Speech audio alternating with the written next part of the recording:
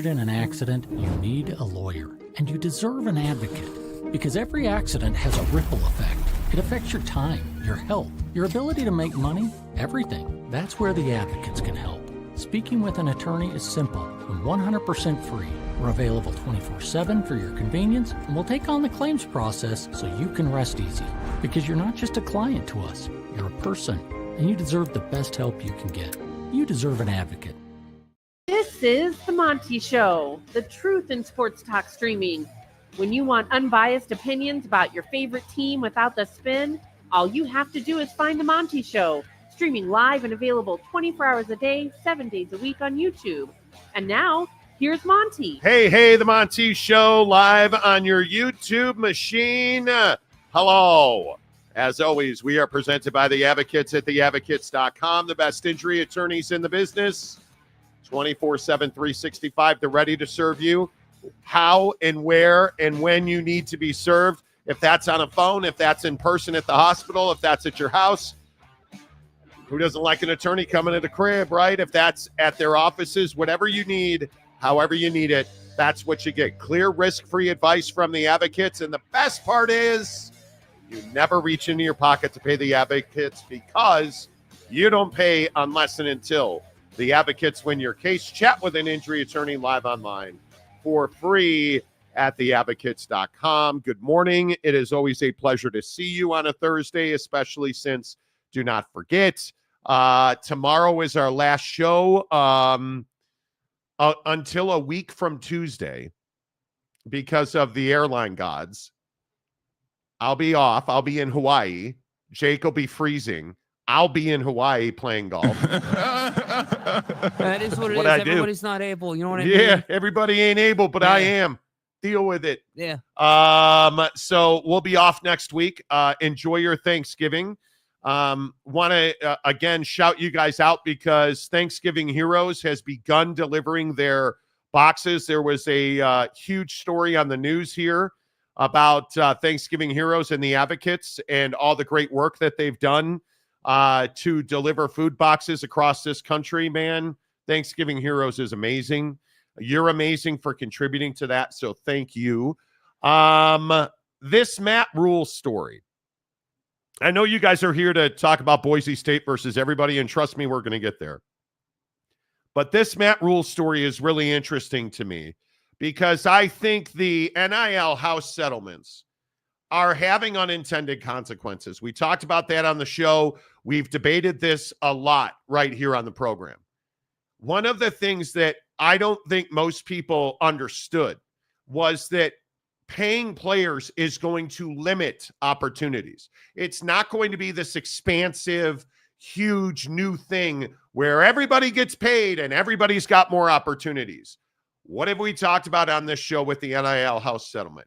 The unintended consequences of paying players will eventually turn into fewer players getting paid, And that's exactly what we are looking at. I want to play you this bite from Nebraska head coach Matt Rhule because he is, and I think you're going to see, Matt's a passionate guy.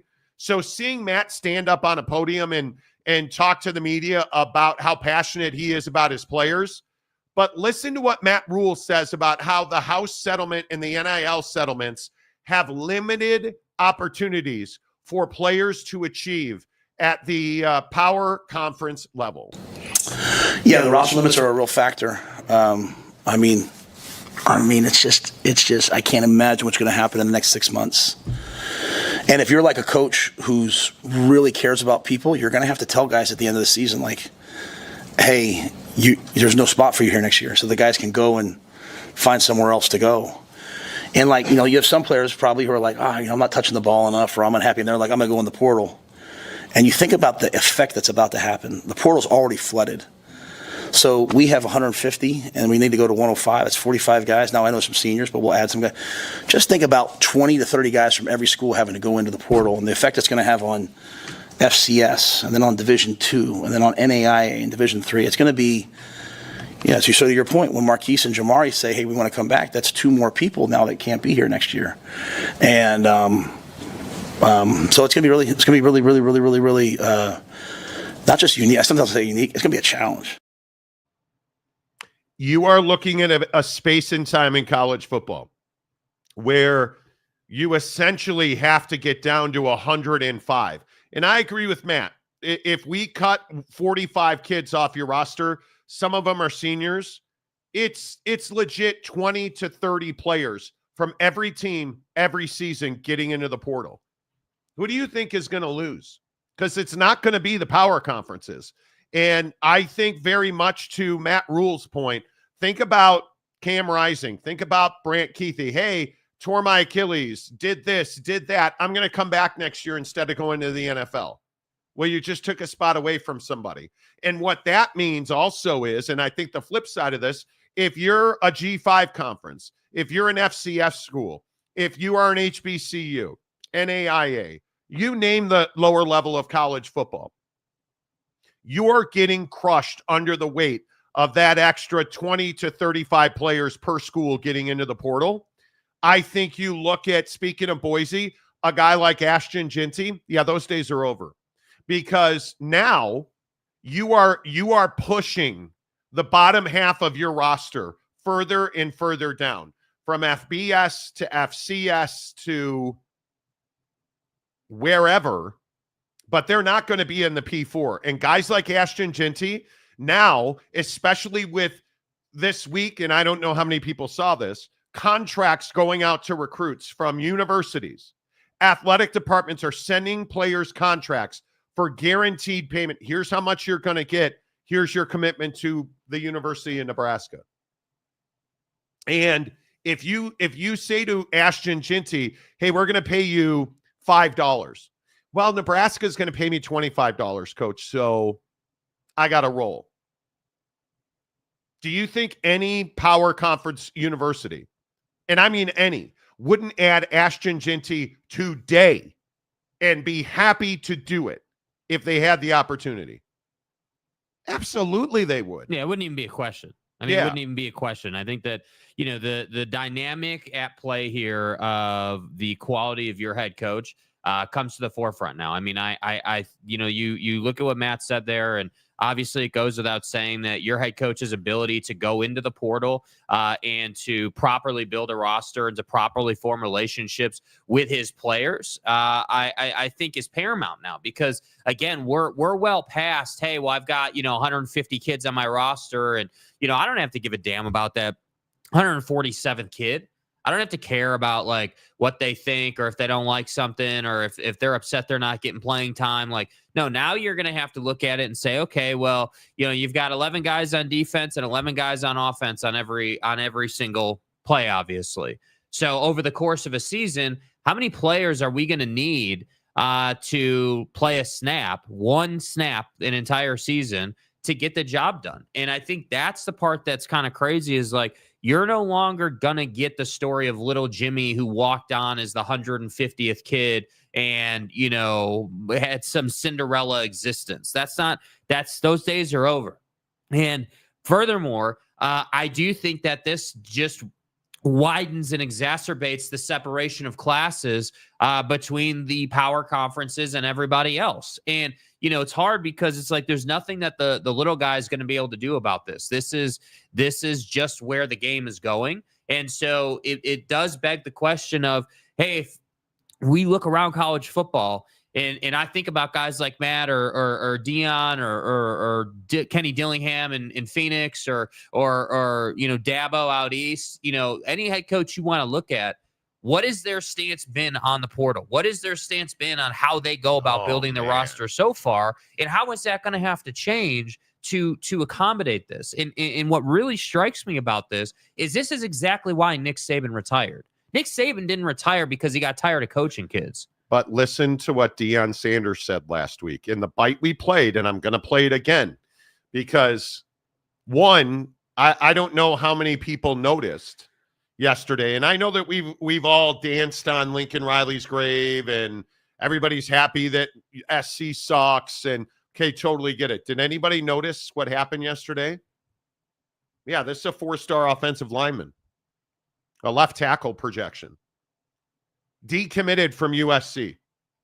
Where is he likely going? Where does it look like he's going? Well, he's going to Colorado. Yeah. And I know that Deion can't recruit because y'all told me Deion can't recruit. The unbelievers. And y'all told me that Deion doesn't develop. Mm-hmm. And y'all told me. And what have I told you? That Deion Sanders is a dominant figure when he walks into your living room or when you come and visit campus in Boulder. And really, what is the NIL House settlement done? We're seeing now conversations happening. Hey, well, I'm going to the pick your poison. I'm going to the Boise UNLV game at Allegiant Stadium as a recruit. Well, I'm there for UNLV, but if I happen to run into, the Boise State football captain, because now we're starting to see the visiting team is talking to recruits in the home team stadium. Yep. We're starting to see that. And when Deion comes to town, do you think recruits want to talk to him? Do you think recruits on their official visit to Utah want to talk to Deion when they come to we're seeing a different day and time in recruiting.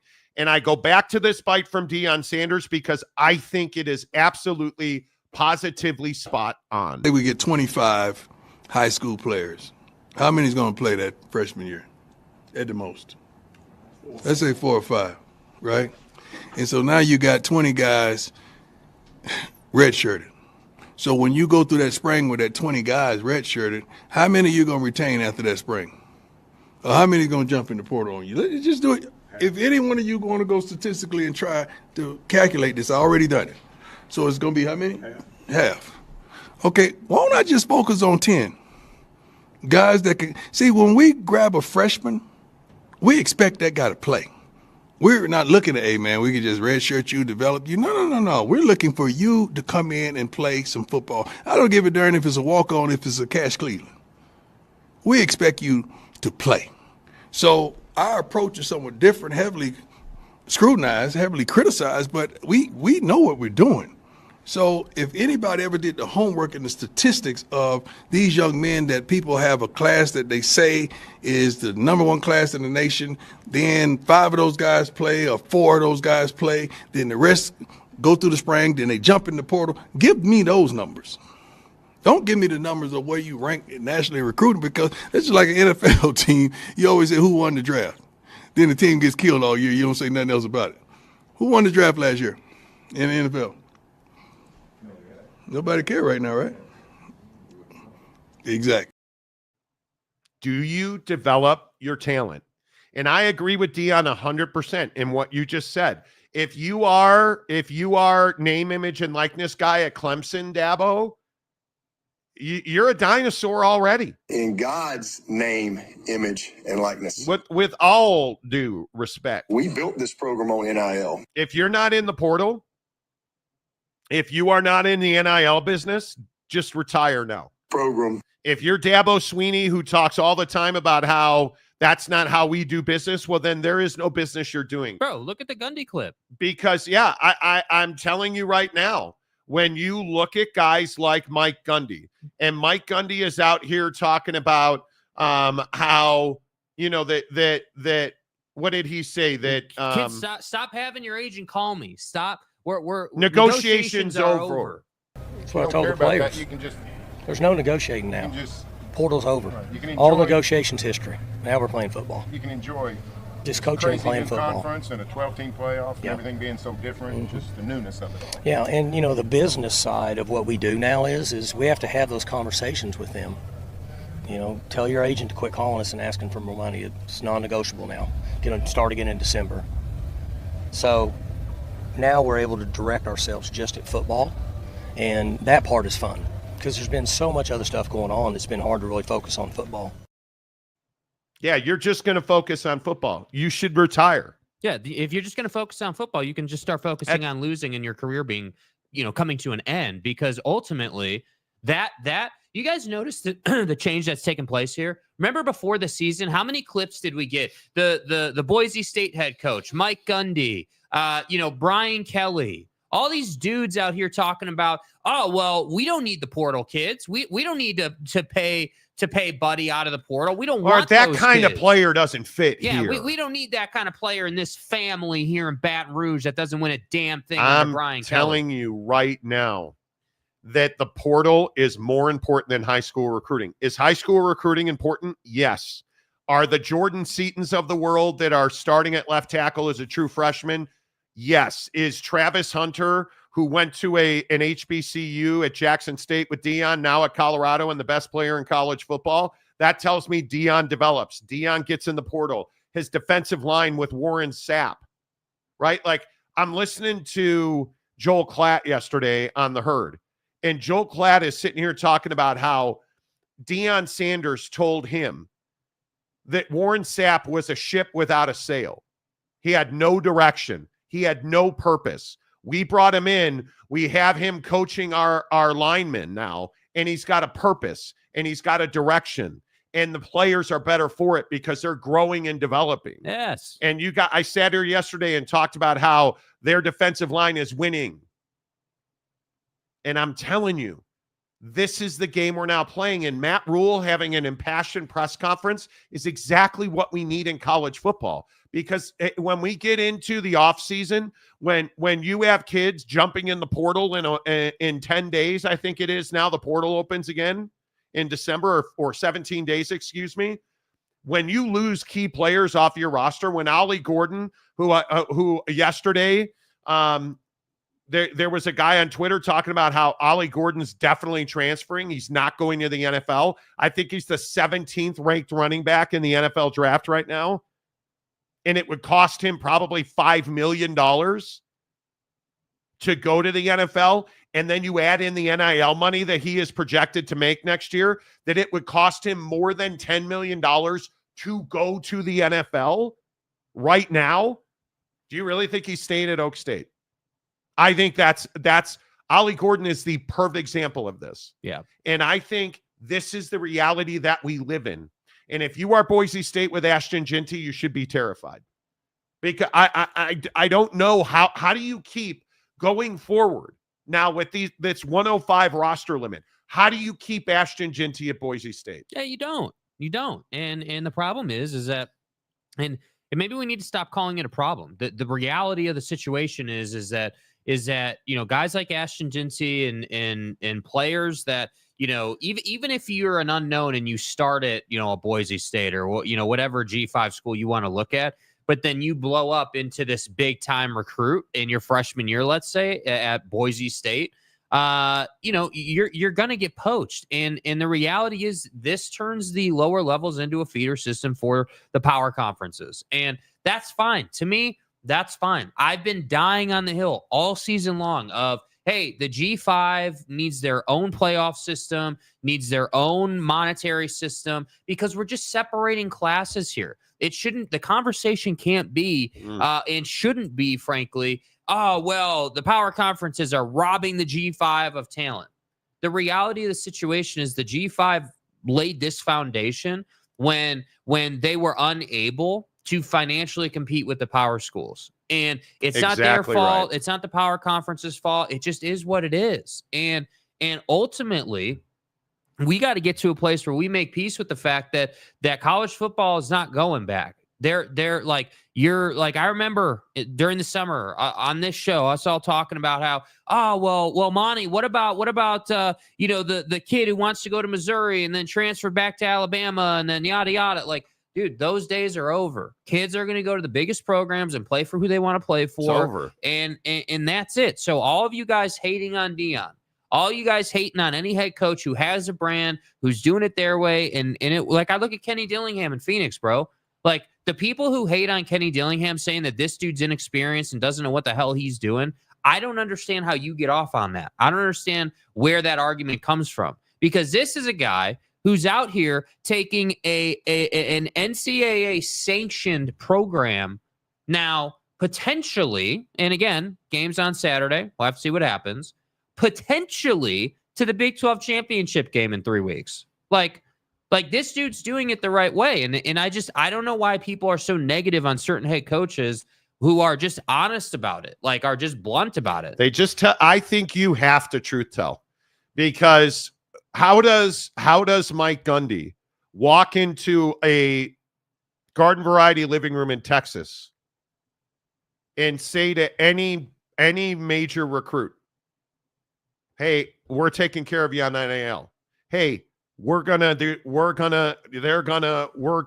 does he do that when he routinely says, don't have your agents call me anymore? Don't get in the portal. Like, how do you do that? And then have Deion Sanders an hour later walk into that same living room and think that you're going to win that recruiting battle. How are you at Oak State competing with Colorado in recruiting and portal? You're not. You're not. And I'd say the same thing to our friends at Salt Lake City at Utah.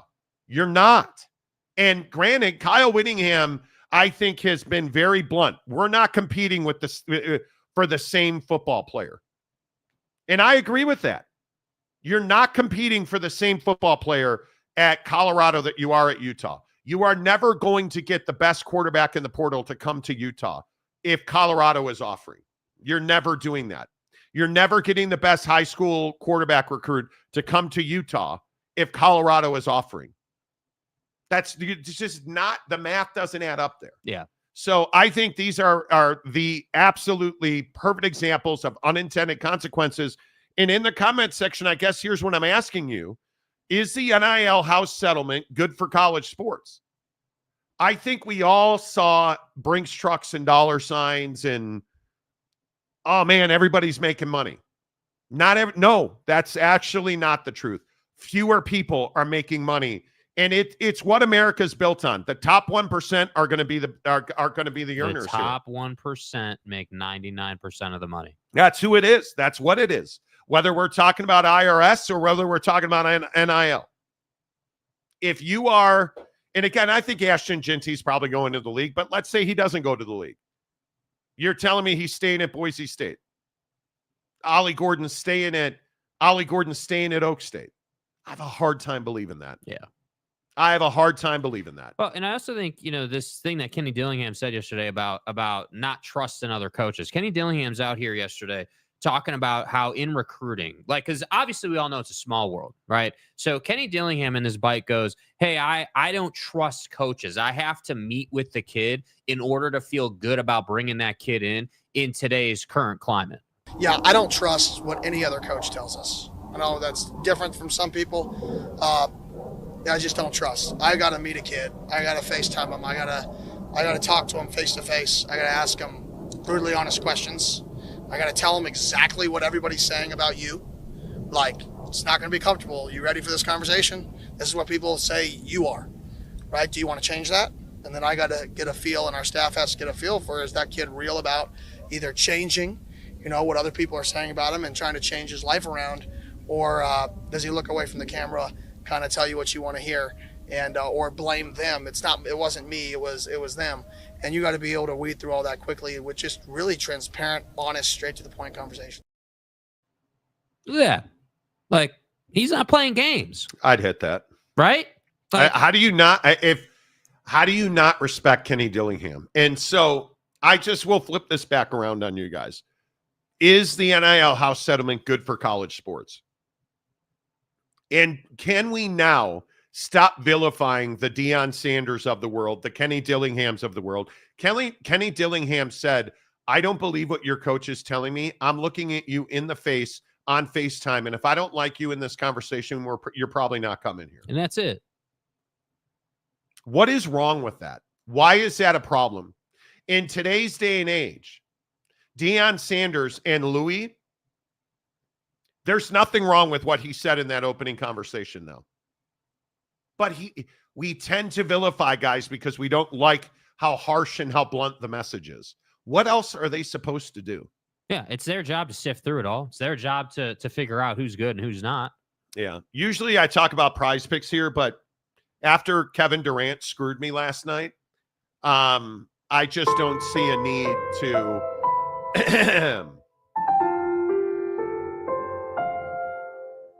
I would like to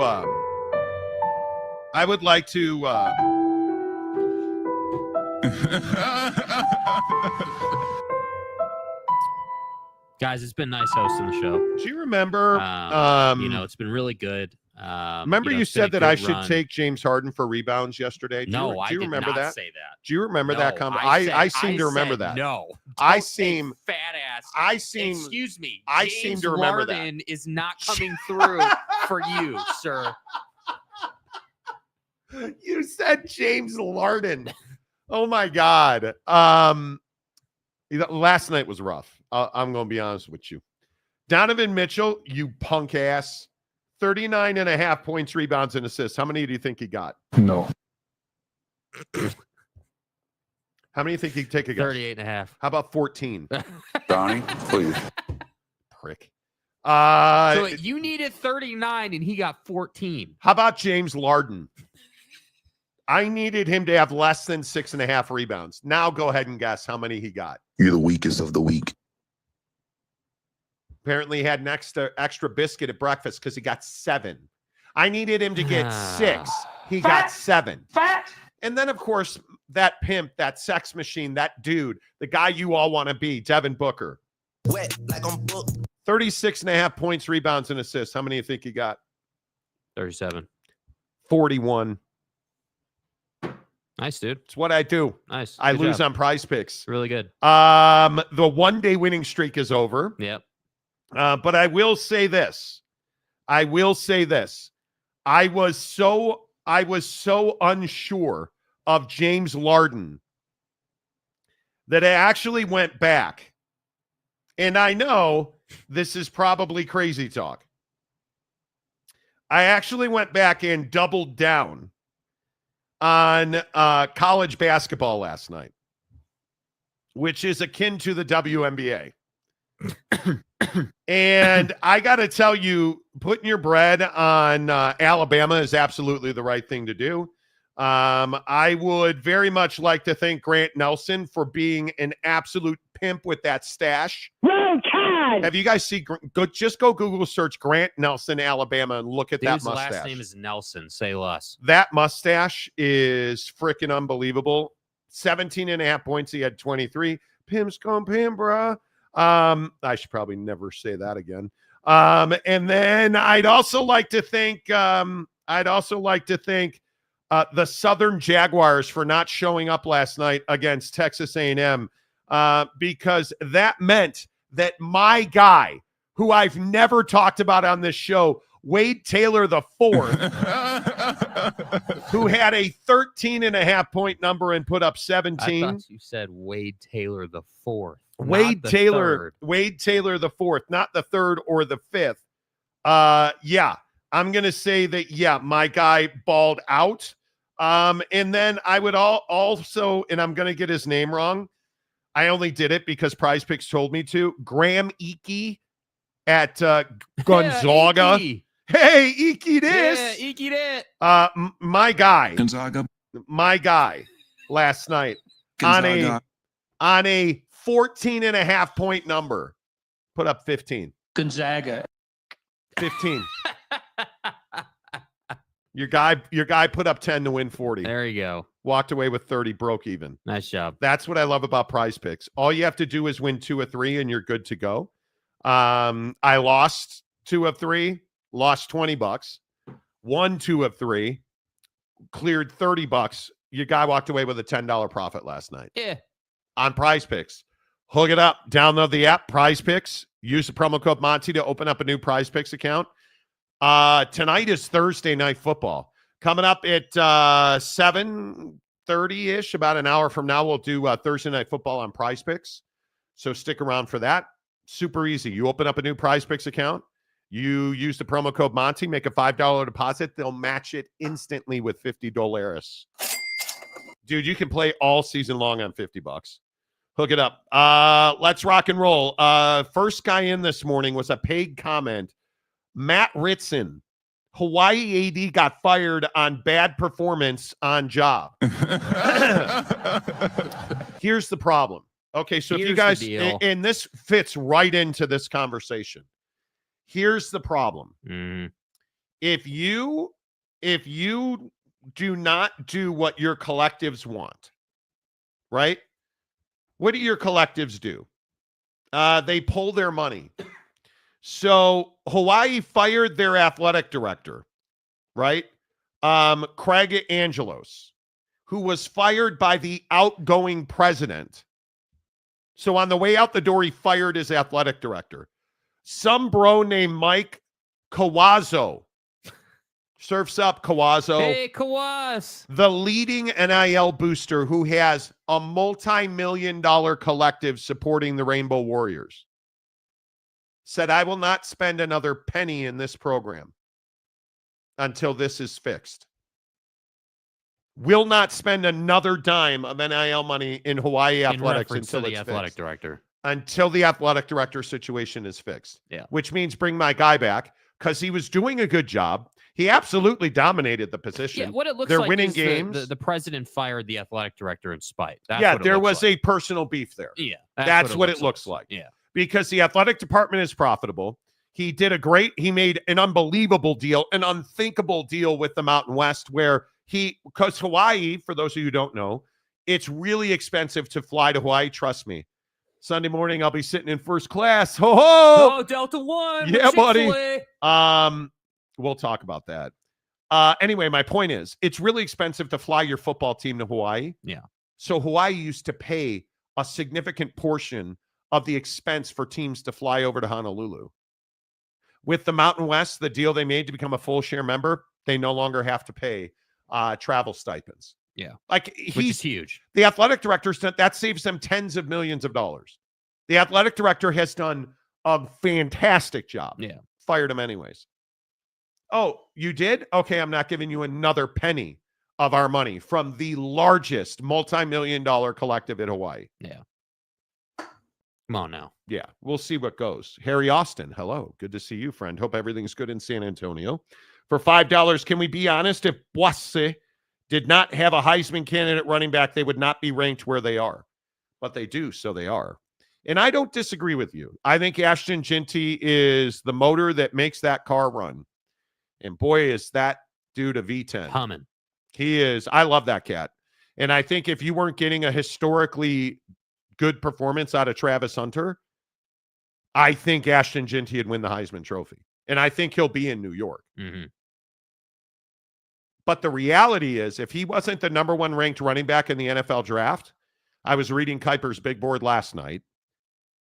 I mean, pretty much Matt Miller. I mean, everybody's got Ashton Jeanty as the top running back. Yeah. He's going in the league. If he were not the top rated running back in the league, I think he'd be coming back. And again, this is why you're starting to see smoke around Ollie Gordon, because that situation in Stillwater is so bad. That's what I would say. To which the stadium guy, James, Ollie Gordon is from Fort Worth, will be at TCU next year. No, I doubt he that. Won't. No, why would you won't. leave a bad situation for not a good situation? If he's going to the state of Texas, he's going to Texas. Yeah, he's got to make a move that's going to make him money. Exactly right.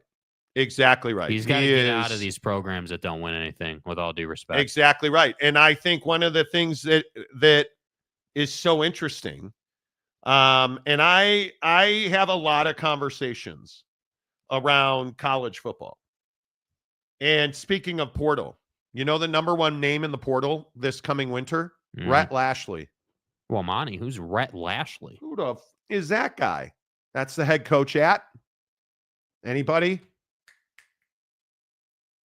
Dallas County's own SMU. Oh. I think he is one of the hottest coaching candidates in all of college football. And there's a lot of people who think that if Dave Aranda had gotten fired at Baylor, if Lincoln Riley gets fired at USC, that cat's getting a phone call. Yeah. And I agree. I don't know how you wouldn't. Right? I mean, it is truly remarkable to me that that you're in a position now where every time somebody does something significant, they get punished for it in college football. It's the reality of the NIL House settlement now. When you are historically good, and I don't think SMU's historically good because they're a good football team, because I think they're wholly average. But when you look at SMU's record, this has been building, and Rhett Lashley's a pimp. Yeah. And I think he's going to get a job. Yeah. And I think he deservedly so. But that's just me. It is what it is. Car Wash Channel. I've got ASU 90 to nothing. ASU beats BYU. I'm glad the early predictions are rolling in, man. Sounds like sound logic. And donuts. We'll see the new Boise rule in the college football playoff and 16-team playoff in 2 years, in my opinion. Yeah, we'll see. We'll see. I think that this Boise situation it's very interesting. It is, to me, is Boise legitimately good? Yes, they're a solid football team. But I'm not buying that they can compete with Georgia. Right. I'm not buying it. I'm not buying that they can compete with, look what happened at Oregon. And this is on this particular team. Because I'm a big believer that it has nothing to do with G5. None of that. It is who's on your roster, who's on their roster. Let's go play ball. And when I look at Boise and I look at a team like Oregon, Oregon played not very good football in the month of September. And Boise almost beat him at Autzen. If that game was played today, that'd be a 21-point win for Oregon. Because Oregon has gotten exponentially better. Boise is the exact same football team today that they were in September. It's as simple as that. I think Boise is a good football team. Are they the best G5 team? Are they the best Mountain West team? They are. Because I think that UNLV is just not talented enough, man for man, to compete with Boise. Mm-hmm. That does not mean that Boise belongs ranked ahead of BYU. Couldn't agree more, dude. Does not mean that Boise should get a bye. Just doesn't mean that. And I spent a lot of time yesterday because I was talking to several of you hyenas who were like, dude, are you okay? You seemed pretty pissed off yesterday. Yesterday. I try to think critically. I watch every one of our shows back. I watch it during the day. Yeah, I was probably a little too heated about Boise. But my point is stronger today than it was yesterday. Because I have gone back and looked at Boise. That's not a P5 team. That's not a power league team. No. Nope. The performances that they are getting out of Ashton Ginty are unbelievable. Does the offensive line play a role in that? Yes. But if you look at Mountain West stats, and again, because I'm blind and I just have no business, doing anything other than staring at stat pages, I am telling you that the numbers are not impressive from Boise. Like, I'm not trying to be a jerk about this, but if you look at the offense and you look at they're putting up 43.5 points a game, and people are like, well, goddamn, they're as good as Georgia. But I'll just go back and say the same thing about Boise that I said yesterday and every other week on this show. Is it really impressive that you are putting up 56 points on directional Georgia? No. Or 56 points on Portland State? And this is my point about Ginty. It's not to take anything away from him, but we have no way to say, hey, this is 1,000-yard back at the power level, even if he was playing at, some terrible P4 school. 62 points against Utah State, 45 points against Washington State, 56 points against San Diego State, 42 points against San Jose State. I'm just saying, man. Is that really that impressive? No, it's not. And when you look at the defenses in this league, and you realize that Boise State is not a top 5 defense in any other conference but the Mountain West, you start to ask yourself, how really good is this team? And is it that they are 10 yards better than any other team per game running the football? And did I mention that they run for 259 yards a game at Boise State? Yeah, they would do that at the power level. Sure. And did I also mention that Boise State is 6th in the league in passing? And did I mention that they pass for 233 yards? And did I mention that's 26 less yards a game passing than you are rushing? They're not balanced. We can sit here and we can fantasize about Boise all day long. I want to say that we're hating on Boise, and all I'm saying is, look, man, take their team, put it up against anybody in the CFP, find out. That's it. They shouldn't be getting a first-round bye. They shouldn't be getting any advantage. Hey, you're the highest-ranked G5. Cool, man. You're in. You're not getting a first-round bye, though. I think it is very interesting to me that people are trying to make the argument that Boise is one of the top 4 teams in the country. Yeah. That's what you're saying.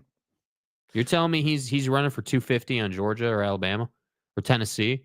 Hell, even at what, a lower end? Is he running on is he putting up 200? Are they putting up 260 yards a game on Colorado's defensive line? No. On middle to, you're not doing that against ASU. You're not doing that against Utah. You're not doing that against Colorado. I don't think you're doing that against BYU. And so I spent a good bit of time last night, about 90 minutes, looking at man for man, BYU versus Boise. I can't find a way that BYU loses that game. I can't, because the defensive numbers in the passing game against the pass, defensive wise, who's the worst defense in the Mountain West against the pass?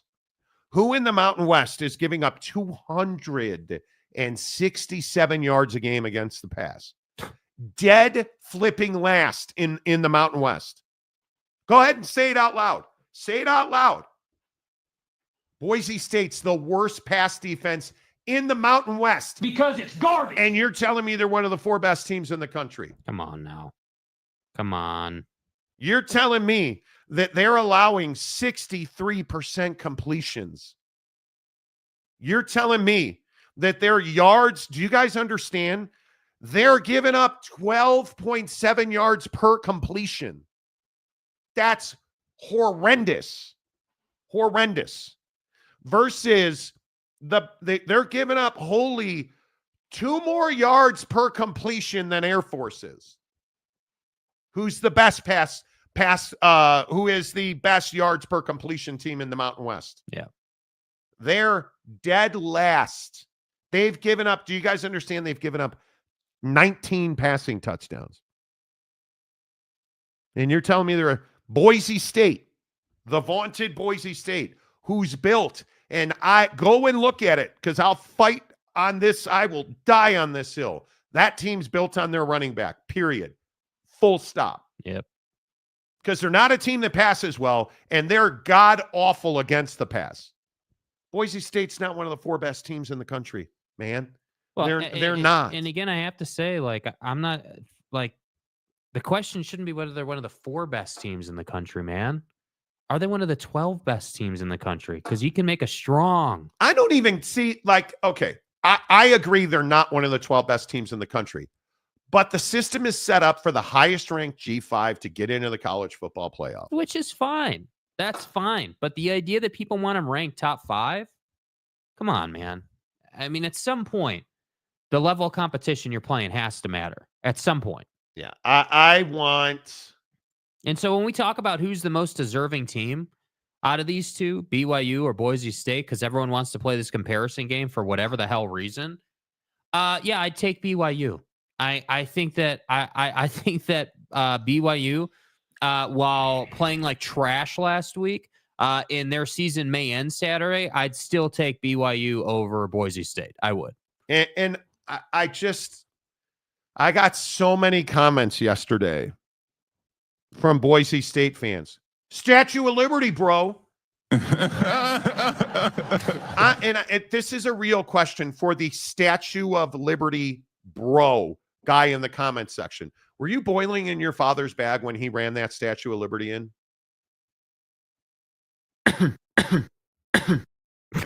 You weren't. If was Chris Peterson a god at Boise State? Yes. Yes, he was. Do you know how long ago that was? Do you know how unbelievably irrelevant that was? If we're going to sit here and say Utah's back-to-back conference championships and Rose Bowl appearances are irrelevant, you're not getting away with, well, Statue of Liberty, bro. No, bro, we're not going. I want people to understand something as well. When we're talking about the college football playoff, what Stanford did under Jim Harbaugh doesn't mean a thing. Because, Jake, what do you always say? It only matters what you did lately. What have you done for me in the last 2-3 years? Why isn't Stanford in the Big Ten? Yeah, because they haven't won anything. Christian McCaffrey, bro. Educational institution. Doesn't matter. Boise State. Oh, man, we went to like 27 straight Fiesta Bowls. Cool. Nobody cares. Go and polish those trophies and then tell me how that's relevant to 2024 in the college football playoff. Because it's not. BYU's got a national championship in 1984. Again, who cares? Doesn't matter in the 2024-25 college football playoff conversation. No, Does not when you matter. want to talk junk to Utah fan? Okay, hey, then, we got a natty. What do you got? Yeah. Okay, cool. Pervin Liar. Great. Congratulations on Pervin Liar at Utah. We got Lavelle Edwards in a national championship. Great. Don't use that in the college football playoff conversation, though. It's how long? 94, 2000, 240. That's 40 years ago. Bro, I wasn't alive at that time. Back to the top. Yeah. What? Yellow brick road, back to the top. Like, do you even live? Come on, bro. Come on. That's what I'm saying. Like, I have a lot of respect for what Boise has built. And it's tough to recruit. I just think people take it too far. That's all. They do. No, I'm not saying Boise State sucks. I'm just saying they're not as good as Georgia. They're not I agree, they're not one of the 12 best teams. I think when you look at who Boise's played, and again, I think I am a huge fan of Ashton Ginty. I think until the last month of the season when Travis Hunter started catching touchdowns and interceptions in the same game. Please. I'm sorry. Until he started catching tutties and interceptions in the same game, which is different than contraception after the game. Right. I'm telling you, Ginty would have absolutely won the Heisman. But I also think when you look at who Ashton Ginty's biggest games are against, you can't get away from and I'll screenshot it so you can. Monty, you're just, flubbing the numbers, man. So that we can all look at it together as though we were one, separated at birth only by adoption. That's just what flowed in the moment in stuff. If you look at this right here, if you look at this right here, right, and this is Ashton Ginty's game log. His biggest games was it that Oregon game for 192? Huge game against Oregon. No doubt about it. 267 against that directional Georgia school. 127, only carried the ball 11 times against Portland State. That's the number that you should be looking at. How many carries did he need to do that against any given team? 26 carries for 259 against Washington State. 13 for 186. He averaged 14.3 yards a carry against Utah State. Is that Video impressive? Game, dude. Is that impressive? It is impressive. I mean, the guy can only play who's in front of him, but again. But 6 touchdowns against Georgia Southern? Exactly. You're padding numbers here. Again, not that he's like breaking any rules or anything, but I hope people understand, man. 209 against Nevada, 217 against Hawaii. Come on. We're talking about a situation where this guy has beat up on your mom's sewing circle. Yeah, which is fine. Go make your bread, dude.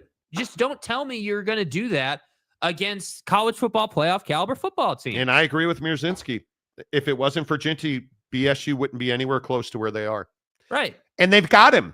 So and that's great. And they deserve credit for that. If my aunt were my uncle, right? But she's not, so she doesn't. My point is, Ashton Jincy is a great player. I'm not trying to downgrade or degrade Boise State. Monty, you said they're terrible and they're garbage. We tell the truth on this show, right? And the truth is Boise State's not one of the 12 best teams in the country. But because of the system, they're going to be there. Get that look. And so then, and this is the real balls of the conversation, when Boise State inevitably loses in round 1 of the college football playoff, then what will be the conversation? Because again, just like I said about Indiana, I'm going to say it about Boise State. Where's the bracket? We still have the bracket in there. Who's Boise State looking at right now in today's? Here's what the bracket would look like. Projection. Boise State, Ohio State. Okay, so Boise State going to the shoe, right? Or is that neutral site? Either way. That would be neutral site. Neutral site game against Boise State. Yep. Or against Ohio State. Because I don't think my projection is that BYU's not making their college football playoff. Yeah, you have Colorado. Yeah, I have Colorado there. Which I think there's a lot of credence to that, but we'll get to that.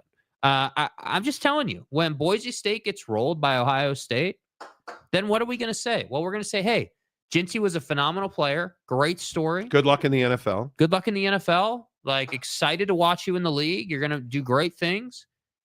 But this was a fluke the whole time. Not a fluke. They beat the hell out of really crappy talent. Boise State does not play quality football teams week in and week out. You saw them sleepwalk against San Jose State. You saw it happen. They're not going to lose, in my opinion, in this here pundit's opinion. They're not going to lose a game this year. Yeah. At Wyoming and Oregon State. Oregon State's not a good football team. Well, and it goes without saying they can't afford to lose a game this year. And Oregon State's at the potato farm. So I believe that's what they call their home stadium. It's at Boise State on the Smurf turf. So you're not losing that game. You're not losing it. I would be stunned if they went to Laramie and lost. Well, stunned. You're going to Texas Tech it?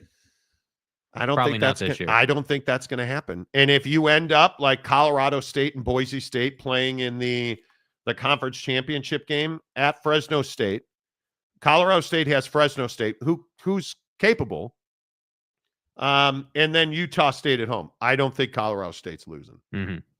I don't think they're losing. And I look at who Colorado State has lost to: Texas, Colorado, and Oregon State. And that was at Reeser. Yeah. So you lost to two good teams, Texas and Colorado, and then somehow you fell apart against Oregon State. Yeah. So we'll see. But right now it looks like Colorado State and Boise State, which is unfortunate because I'd love to see a UNLV rematch. Mm-hmm. Would love to see that, but that's not going to happen. Even though UNLV's got San Jose State in the Bay Area, and then you've got Nevada to end the season.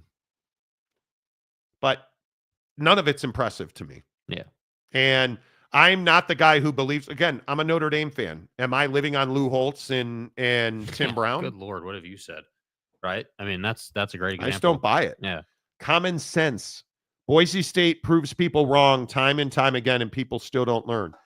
You have to look man for man. Again, my guy, I'm not telling you you're wrong. But I will continue to tell you, you don't have the talent on offense or defensive in the secondary because they're really good. The truth about Boise State's defense is, and I don't know, you guys don't probably give a rat's ass, they're excellent up front. I think they lead the Mountain West in sacks, right? I mean, they're excellent up front. They can't cover.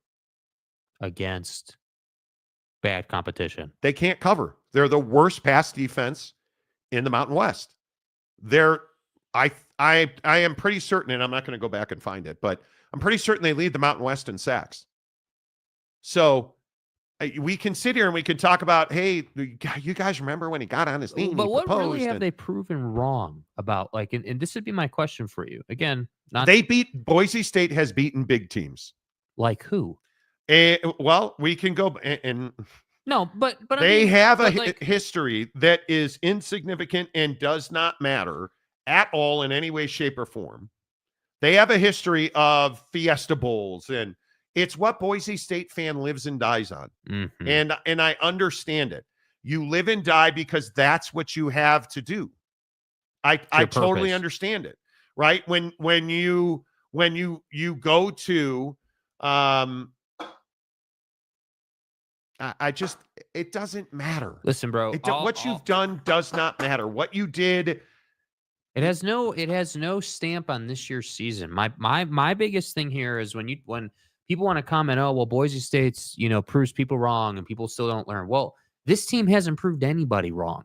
This team hasn't, with all due respect, this team hasn't had a win that would prove people wrong. If you'd beat Oregon, we'd be having a different conversation. Then I can say, hey, you beat Oregon. And you've won 79% of your Mountain West games.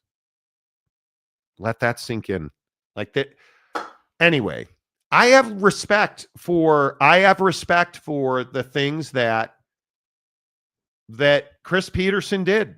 He went to the Fiesta Bowl in 2009, right? Which is great. And I think it is awesome that you beat TCU. That's fantastic. I think it's great that you beat the 2006 game against Oklahoma is the game that everybody points to. Which is great. It was 20 years ago, man. Yeah. Like I get it. What else we got? What are other people saying? I feel like we're in this position where you think that we're trying to disrespect Boise State. That's not what it is. It is, in today's college football world, it's year by year. And I can't find a matchup with Boise and give them the running back, of course. I can't find a matchup between Boise and BYU outside of Ashton Ginty where I'm like, oh, yeah, they're exponentially better. They're not better on defense. Their offensive line's not better than BYU's offense, especially with Connor Pay and the way he played last week. Jake Retzloff is a superior quarterback. The wide receivers are far better. It's year by year, man by man. That's how you have to evaluate football teams. Boyd Lake, the system wants a Heisman contender in the conversation as long as possible. I agree with that. I agree with that. Harry Austin, if Colorado wins the Big 12, they will pass Boise. That's an interesting question. That's because this is something that's been bandied about, because look where Colorado is. They're 16th. Boise's 12th. And I don't think that Boise has an avenue to get into the top 10. I truly do not. I think that'd be very, very difficult.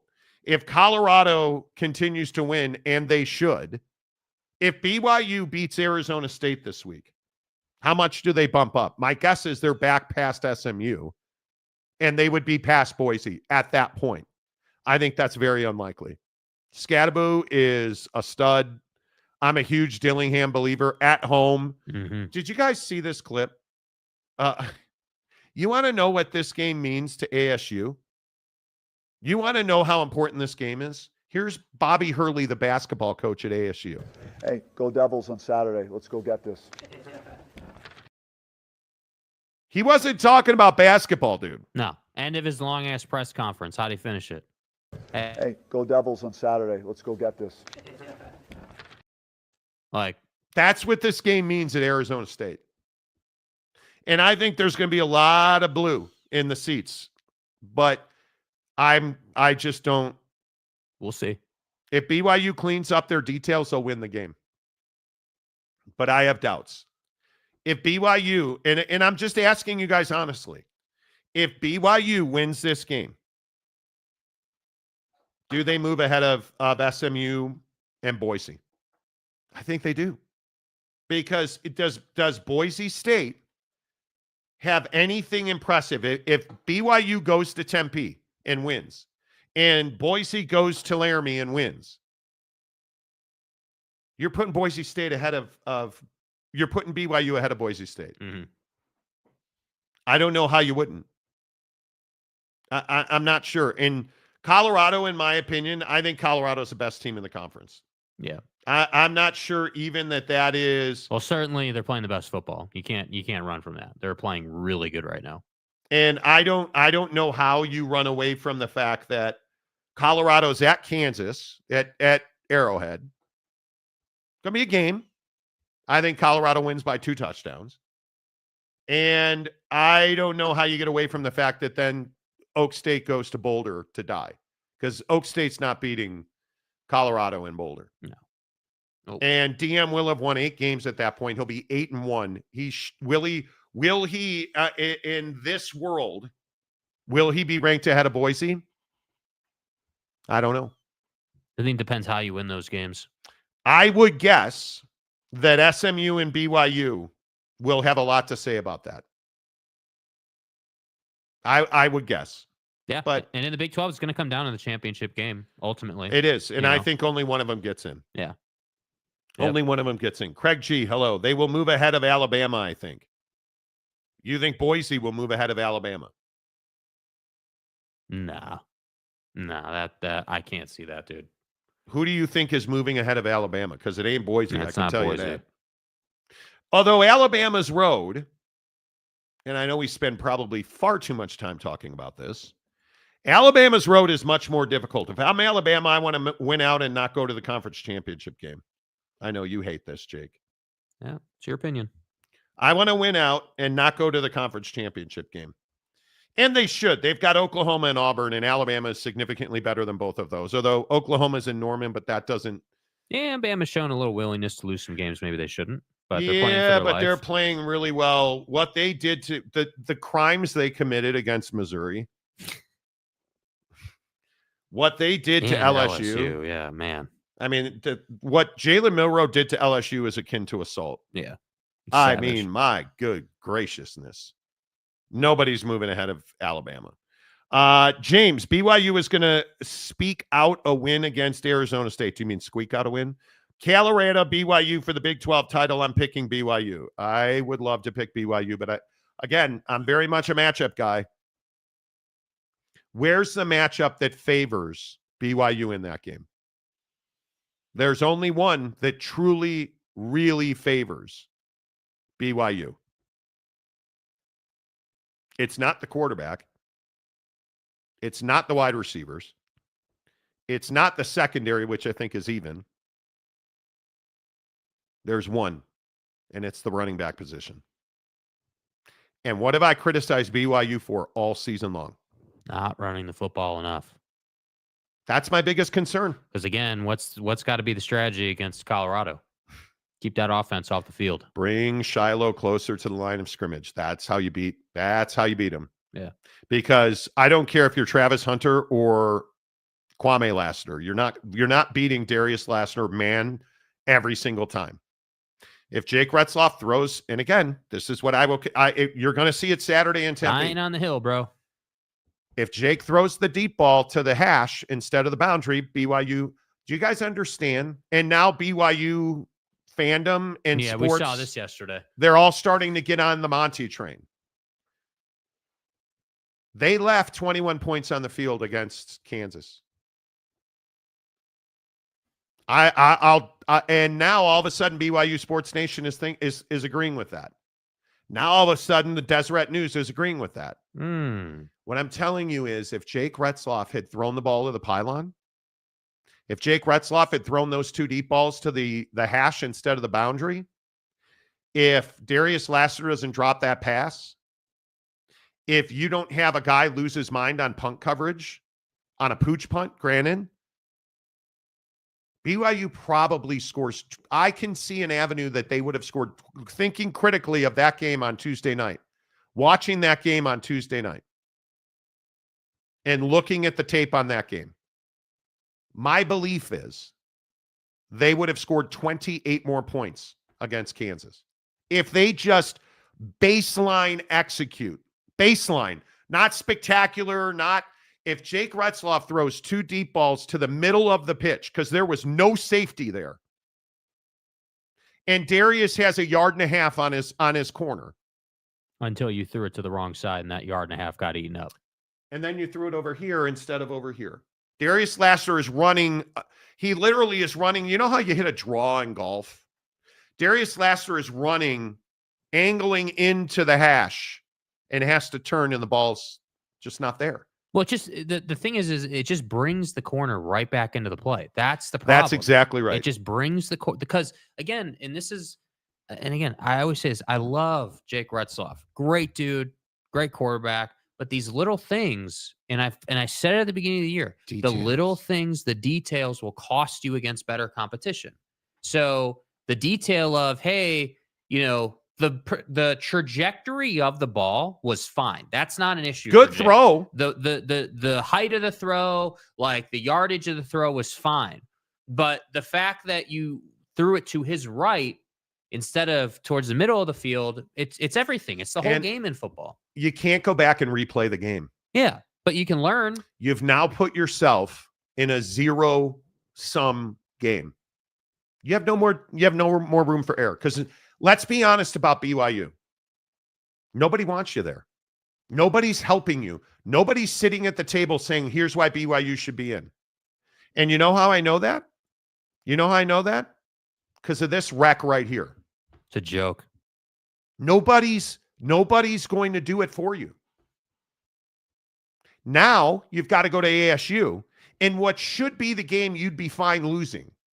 If you to beat Kansas and then you lose to ASU, hey, I'm all right with that. Instead, now this is a must-win game or your season comes to an end. Now, on the flip side, and all that's true, maybe it's good for this particular BYU team that they're in this situation. Maybe this team needed the reset. Hey, we lost a game we should not have lost because of our own lack of execution. And now we're playing for our life every single week. Exactly right, Mayor McCluskey. Can't go back and replay the game. I only hope, and I know that Jake Retzloff is a detailed-oriented cat. Yeah. Anybody that works with John Beck, the former BYU, Miami Dolphin, Baltimore Raven, that's Jake Retzloff's quarterback coach. Anybody that works with John Beck is getting drilled Saturday night for those throws and is working on it right now. So I am guessing that Jake Retzloff will be a better quarterback for that loss. I am hoping Aaron Roderick, and I have no belief system and I have no basis to say this. Mm-hmm. I am hoping that Aaron Roderick pulls his head out and actually runs the football more. I am hoping that you make a better play call than a pylon, what should have been a pylon throw to a tight end instead of a crossing route with Chase Roberts or Darius Lassiter. Or, I know, turn around and hand the ball off because you're getting it to start the third, and if you don't get in the end zone there, you're kicking a field goal. Yeah. I'm hoping. Wow, look at that. Calford gifting 10 more. Reister JP, if starting to sound like Utah fans. How am I sounding like a Utah fan? See, again, you've never been here before. Yeah. No, next comment. Redwine, the only way to beat CU is to get in Deion Jr.'s face. He's the camera guy. What are you getting in Deion Jr.'s face for? Thus cutting out receiver. Do you mean Shedeur Sanders? You mean put pressure on Shedeur? I would agree with that. The problem is Shedeur has evolved. I know that they don't develop players at Colorado. Well, and Deion sucks and Shedeur's they don't terrible. recruit. They don't recruit. None of that.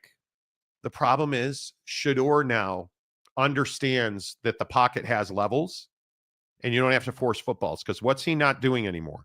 He's not taking big hits holding the football. So his strength now has become, I'm going to roll when pressure happens. I'm going to roll pocket left. And I am going to either make a quick decision to Travis or I'm throwing the ball away. Because he's not running wildly like he did last year. And he's not sitting in the pocket taking big hits. Mm-hmm. And some of that is the offensive line is significantly better. Not great, but significantly better than they were last year. And they have the ability, their running backs and tight ends seal very well when Shedeur is rolling. If you watch tape on Colorado, when Shedeur gets outside the pocket, you're going to notice a lot of his guys have their back to him at that point because they're sealing, which is easy blocking in offensive line terms. Hard blocking is bull rush, speed rush for tackles, and you're just getting beat because the guy drops his hip and pad level and you can't stay with him. Mm-hmm. That's tough to block. What's easy to block is, hey, put your hands on his chest plate and turn that guy so Shedeur has an extra half second to throw the ball away or throw it down the field. And Colorado's exponentially better at that. So, Redwine also says, or just outclass them across the board like a Georgia. Well, I think that's what we saw Georgia do. When Georgia's healthy on the D-line. They're just better than you. Good gracious. The D-line and the linebackers at Georgia are just lethal. Yeah. Common sense, whoever comes out of the Big 12 is getting smashed in the playoff. I wholeheartedly nobody is smashing Colorado. Yeah. And BYU's defense is too good to get smashed. If you can't throw the ball, you can't beat BYU. You better have a Jalen Daniels.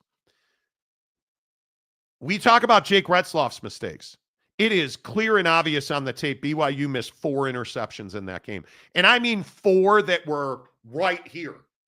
Like the ball goes right through your hands.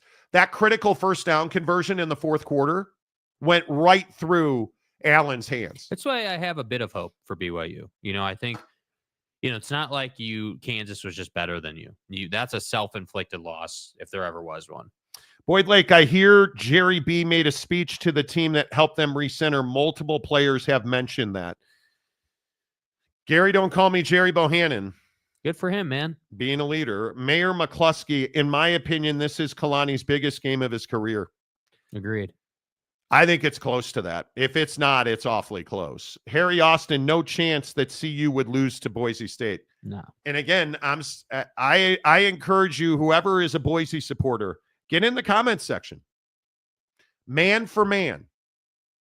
Do the matchup work that I've done. Man for man. And tell me how Boise State matches up against BYU. And I'll say middle tier teams in the Big 12. Does Boise State beat Tech? Yes. And here's why. Because Texas Tech is wildly over aggressive and does not set an edge. But what is BYU secondary? Worst really in the good Mountain. tacklers.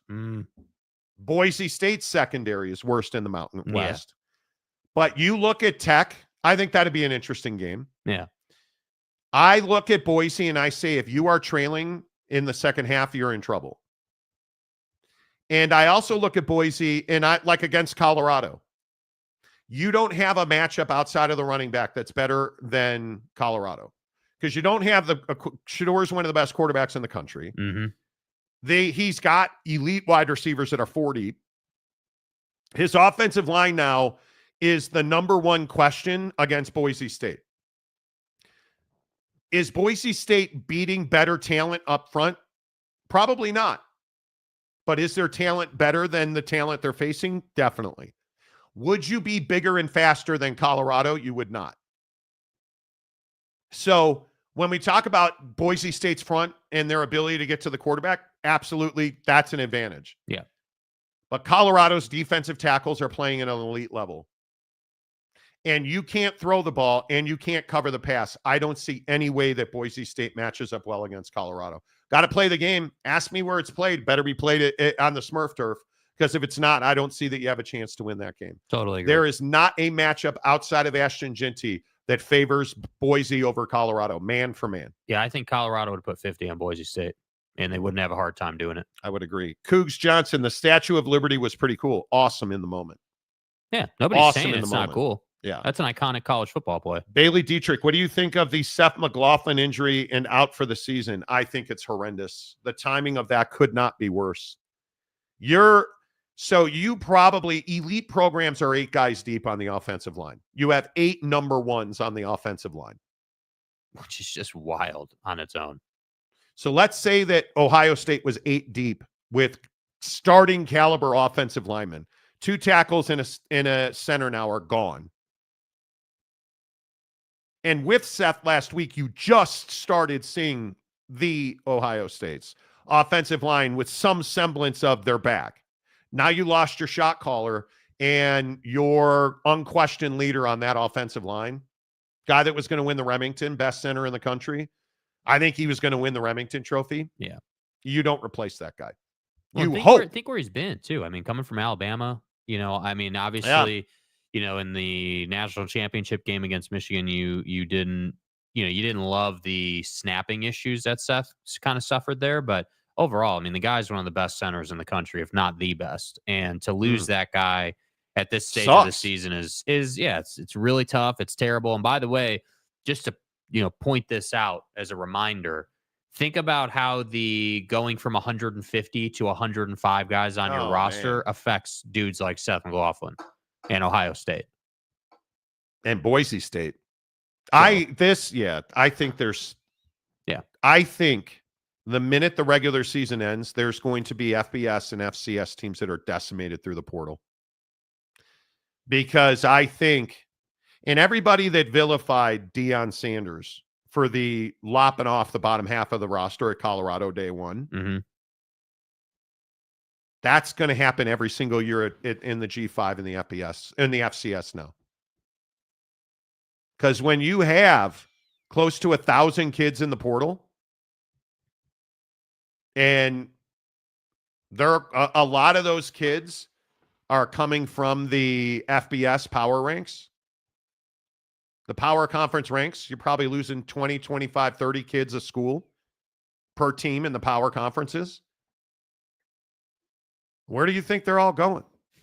Let's say 15 of them wind up in the FCS or G5. What happens to the bottom half of the rosters in those lower leagues? Push that down one more level. What happens at the HBCUs, the NAIAs? What happens at the North Dakota, South Dakota, Sac State? Yeah. You're losing that cool story about the legacy kid who only runs down on special teams. Yeah, that's gone. Yeah. That dude's out. And I know that I keep telling you how right I am, and I'm good looking. Ask your wife. But I think now that the 105 guys you have on your roster, the specialty guy is gone. You're going to have one long snapper now. Yeah. That's it. You're not going to be able to carry 2 punters and 2 kickers. You're not going to be able to carry 10 offensive linemen, 12 offensive linemen. Yeah, I mean, look at the NFL roster system, man. I mean, look what they have to do. What do you say to walk-ons anymore? Because you're dead. You don't exist. Walk-ons don't exist. I think it's a really tough thing to do. San Diego State, Glenn, better defenders understand angles. Better quarterbacks do as well when throwing the ball. Let that sink in. Retzloff is good, not great. Yeah, I agree completely. I think those throws limit his ability to reach that his next ceiling. level. Every time he misses that ceiling, every time he misses that throw, his ceiling comes down. And I also want to point out in his defense, because I don't think many people are talking about this either. It's his first full season, like playing college football. Like you have to understand that it's not like this is an 8th year senior, bro. Like this guy and the growth that we've seen. Yeah.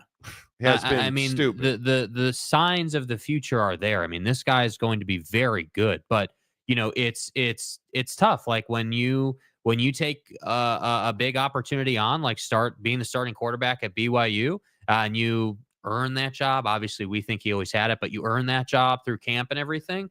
You know, you're going to have some growing pains as the season goes on. I think overall Jake's been good, but the Kansas game is the embodiment of how a younger quarterback will limit his team by making some of those little mistakes. His worst performance of the season by far. And I still see some of those throws, the shorter throws that he puts too much gas on. I know that he's gotten better at those throws. I've seen that adjustment, but there are still some times where you see it's like, hey, that one was... You got to take some heat off there. Yeah.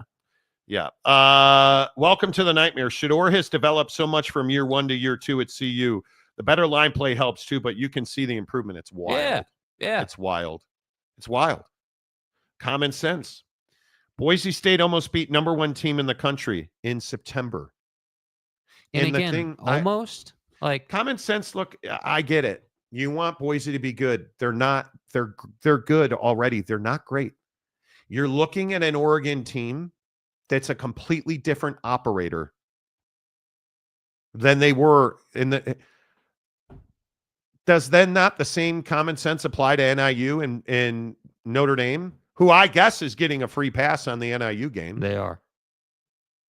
Your Oregon is not the same team. Boise is the exact same team today they were in the Oregon game. The exact same team. And Oregon was the last great test. They have not been tested since that game. Yeah. They were significantly better than UNLV. So, you know, but that's me. And donuts. Boise State does their scoring in the second half. because they don't come out. This is the other thing nobody talks about with Boise, and watching a lot of their stuff, they don't come out with fire. They come out and they play football, and then they're like, well, damn, we're down 14-0 to San Jose State. We better get rolling. I would agree with that. I would agree with that. I would agree. Boise's pass coverage is weak. Too many times they get burnt over the middle. Their secondary is atrocious. You want to talk about angles? Go watch the angles in that secondary. It is, yeah. To Town Hawk, KU will completely wreck the Big 12 title game this weekend. And how do you see them doing that?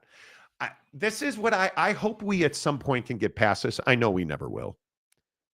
Can you guys just make more of a point? I don't know, add some depth to they're going to wreck. How do you see, what is Kansas going to do to beat Colorado? Where is the matchup? And whoever common sense, whatever the hell his name. Yeah. Where's the matchup for Boise to beat Colorado, to beat anybody in the playoffs?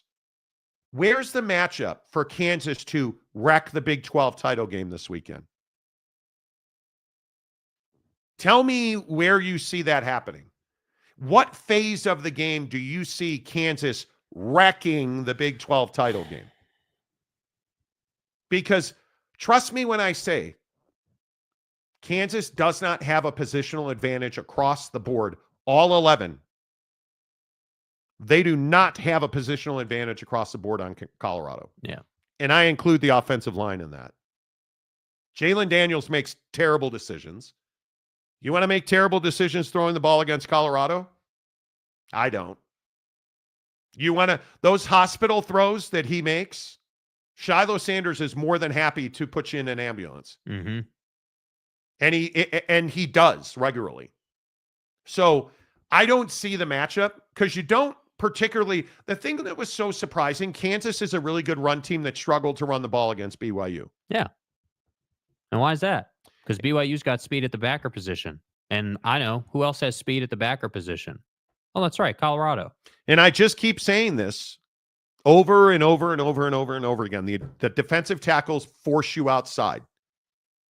And Colorado's secondary tackles exceptionally well. So I understand they're wrecking the Big 12 title game this weekend, but you're going to need to explain that a little bit. Yeah. Because I frankly, I don't see the matchup that favors them. Now, ASU, I can see there's some matchups that favor ASU over BYU.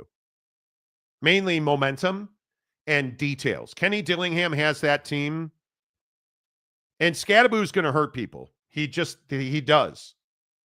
Now, Scadaboo and Glasgow, baby. BYU plays a very physical style of defense. And you look at the number of times that BYU lands on top of a defender inside of 5 yards from the line of scrimmage. You go look at those numbers because they're big. And it hurts. It hurts. It truly does. Geoff, good morning, sir. Headed down to hometown Anaheim for vacation. Have an awesome Thanksgiving. You too, bro. You too. Wave at the Big A when you go by. They selling the team yet? Unfortunately not. Stymie Snurdly. I was talking about the roster. That's it. But thanks for trying to. What are you talking about? Okay. What did I miss here? Yeah. What are we missing? I have no idea what you were. Okay. All right. Norge Coog. Testament to Jay Hill. BYU has only given up 41 non-garbage time second half points in 10 games. It doesn't matter. The truth is BYU was on a tightrope in a lot of games and made plays, and Jake made throws. What happened against Kansas? Jake didn't make plays. Jake didn't make throws. Simple as that, man. That's it. That's it. As simple as it is. And my guy, 10 more. Nice job, bro. 10 more. Man, I got a little, I did something to my palm. I got a little golf palm injury thing. And like I hit it, like I can now, at least I'll tell you guys what, Saturday, I couldn't even put my finger on it. It hurt so much. Now I can at least touch it. But man, you hit I it. think I've hit it every time. You hit it the wrong way, and they're going to shoot some pain up in there, man. ASU is winning out, including a championship win against Colorado. Yeah, we'll see. I think that's not unlikely. And that's not unlikely. You're going to have to show you may beat BYU. That could very well happen. But when you talk about beating Colorado, you're going to have to show me that you can put up 40 points in a football game. Because that's what it's going to take. It's going to take 40. And everyone said, oh, they're not going to blow Utah out. They're not going to Utah's defense. Well, the problem is that Colorado's offense is so good that they're putting up 30, 35 with regularity. Like 40 is not out of the question on any not given with week. Regularity, with ease. Yeah, so I like ASU a lot. Love Colorado. Colorado is averaging 34 points a game. And I would point out that Arizona State's giving up 23 points a game. They're 7th in the league in defense. But as usual, it's always going to come down to stopping the pass. And Arizona State has been pretty solid against the pass. They're 6th in the conference. And when you look at who Arizona State has played, you ask yourself, have they played prolific passing offenses? And this is the thing where I say, okay, let's look at the stats. Okay, are the stats real or just feel? I think when you talk about Arizona State, I think it's just feel. Their passing defense. Wyoming, Mississippi State, Texas Tech. Really good passing team at Texas Tech. What happened in the Texas Tech game? Baron Morton threw for 200 yards and 2 scores. Taj Brooks ran for 117, and Arizona State only scored 22 against one of the worst defenses in the Big 12. So when your safeties can't play up at the line of scrimmage and you can't have 10 guys in the box. Okay. Kansas, what happened against Kansas?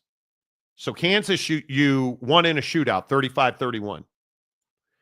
In that game, Kansas threw for 260 yards. Only ran for 151. That's interesting. Well, we saw what Kansas is on offense. Huh.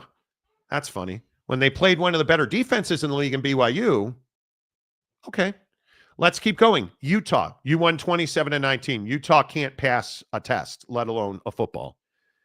Cincinnati, you lost to Cincinnati. What happened in that game? Cincinnati threw for 206 yards. You threw for 155.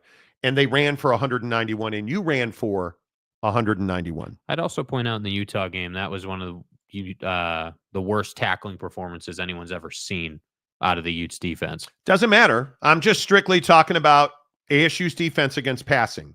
Mm-hmm. Are the stats that say they're the 6th best defense in the league against the pass, are they real or are they feel? I think they're not real. Because I also look at Oak State, you won 42-21. You won in a shootout. You won in a shootout against UCF. And Risk threw for 229. Harvey ran for 127. And you only threw for 161. And isn't that the game that Scadaboo was out of?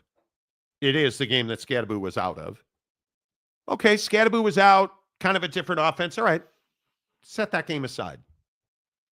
I think you're getting my point. You beat K-State 24-14. Okay. K-State, with a really average-ass quarterback, threw for 258 yards. Jake Retzloff or Avery Johnson? I'm going to take Jake Retzloff every time.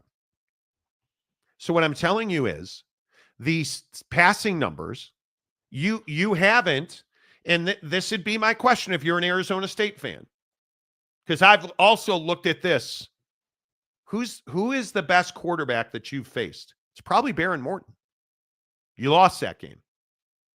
And against Utah, Cam Rising threw for 209 yards with whatever the hell that was with his fingers and a broken leg, as it turned out.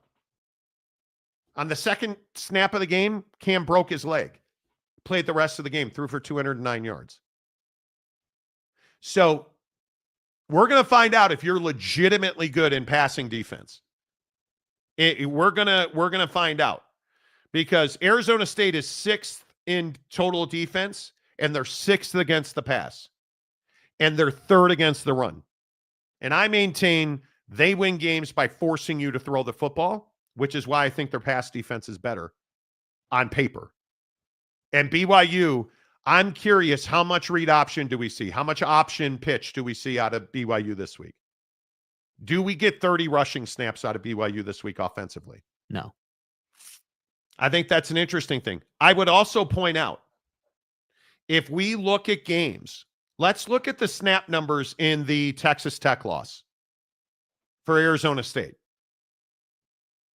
Because if we look at the time of possession, Texas Tech won that game 30-22. Who do you think had more time of possession?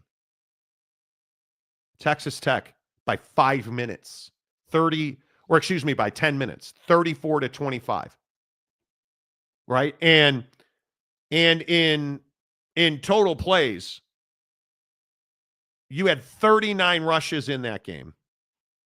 Right? And you had 44 passes for Texas Tech. They had far more plays, far more opportunities. Okay, that's a loss. What's the biggest win of the year for Arizona State? What do you guys think the biggest win of the year is? It's probably K-State. Had to have that game, right? So if we look at those numbers, who won the time of possession in that game? Oh, dude, it wasn't even close. Arizona State 36-23. And if we look at the attempts, wasn't even close. 38 rushes, 34 passes, 40 passes for K-State, 25. I mean, you're looking at disparity, and it is all about Cam Scadaboo running the football and controlling the clock. What's BYU's biggest weakness? Getting off the field on third down. I think it's why they're going to lose the game. I think it's why Arizona State will beat BYU.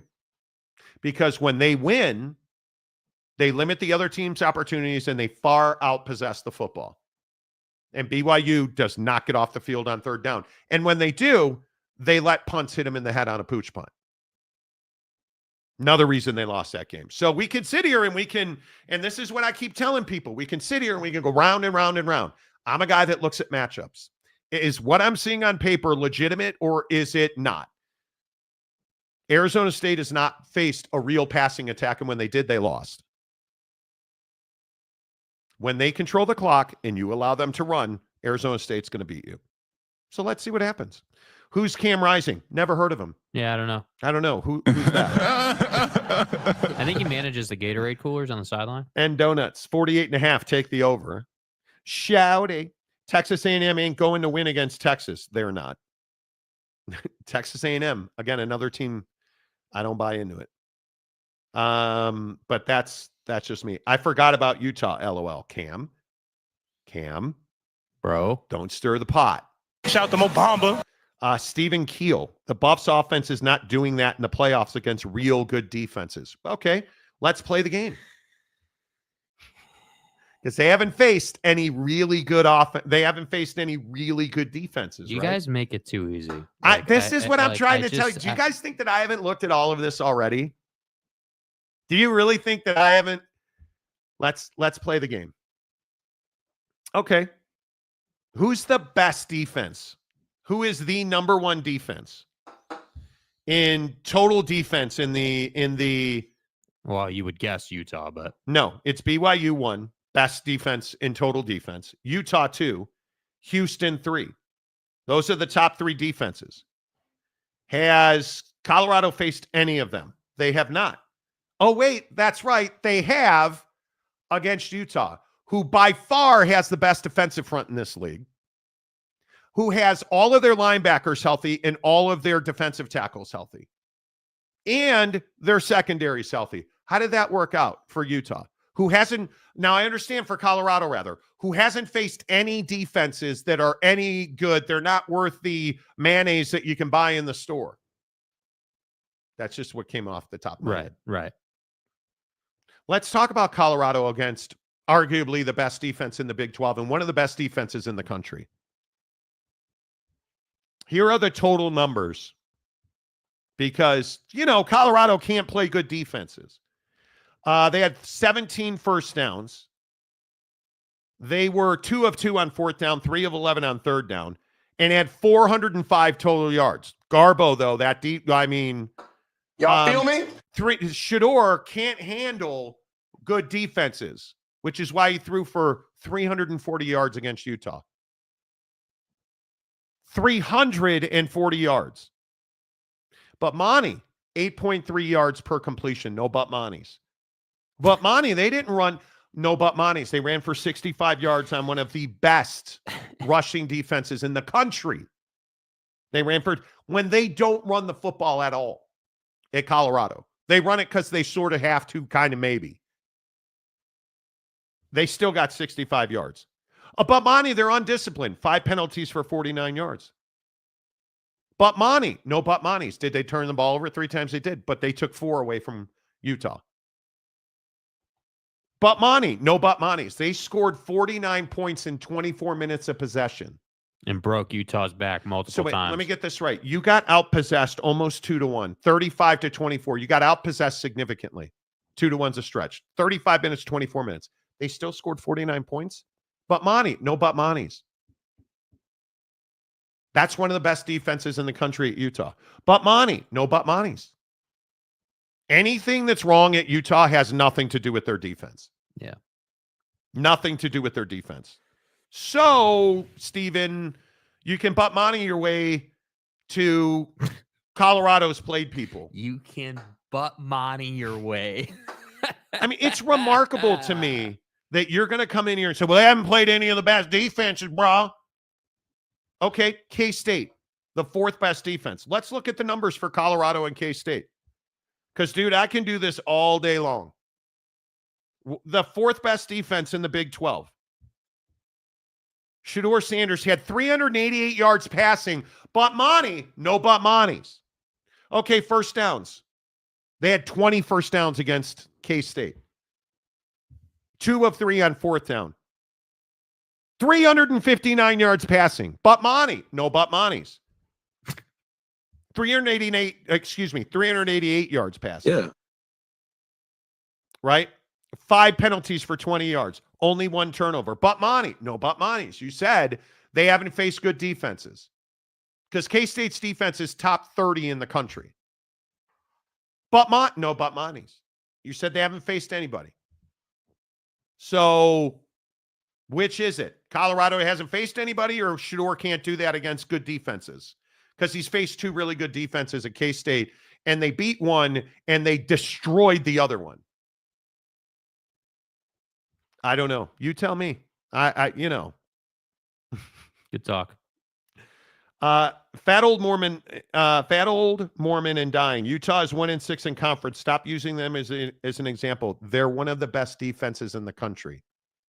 See, again, you want to say Utah's 1-6.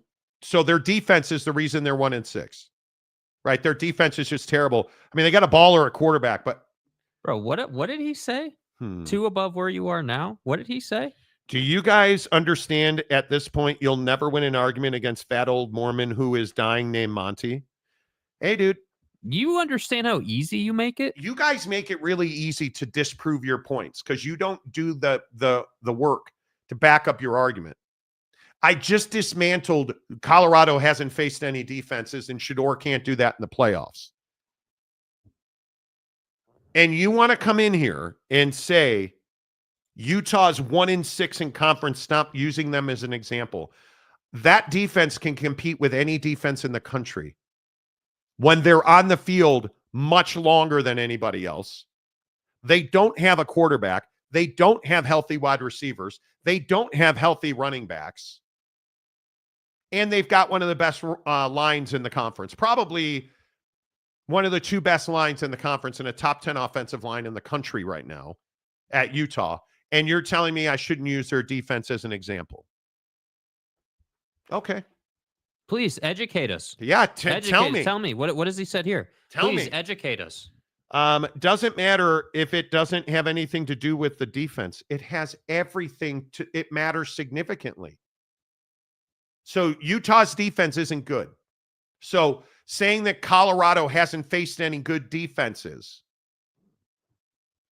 So they dropped 50 to your logic here. They dropped 49, please. They dropped 49 on Utah's defense, and you're saying that's because the Utes got tired? So what, all those first half touchdowns just... That's crazy. Come on, dude. All I'm saying is you can sit here and tell me that, I back it up. Back it up. Yeah, you're going to need statistics and facts to back it up, dude. Because I can do this all day long because I've done the homework. I know the matchups, Kansas, Colorado. And there's not one that favors Kansas in that game. Not one. So I'm asking you, fat old Mormon and dying, I'm asking you straight up. Why should I discount Utah's defense because their offense is so bad? And the fact that they're on the field 3/4 of the game only is a tip of the cap for the fact that on the defensive side of the football, Utah's number one, almost essentially tied for first in total defense. They're fourth against the run, and they are fifth against the pass when they're on the field for 3/4 of the game. And by your estimation, none of that matters when the first half is happening. Did you watch the game?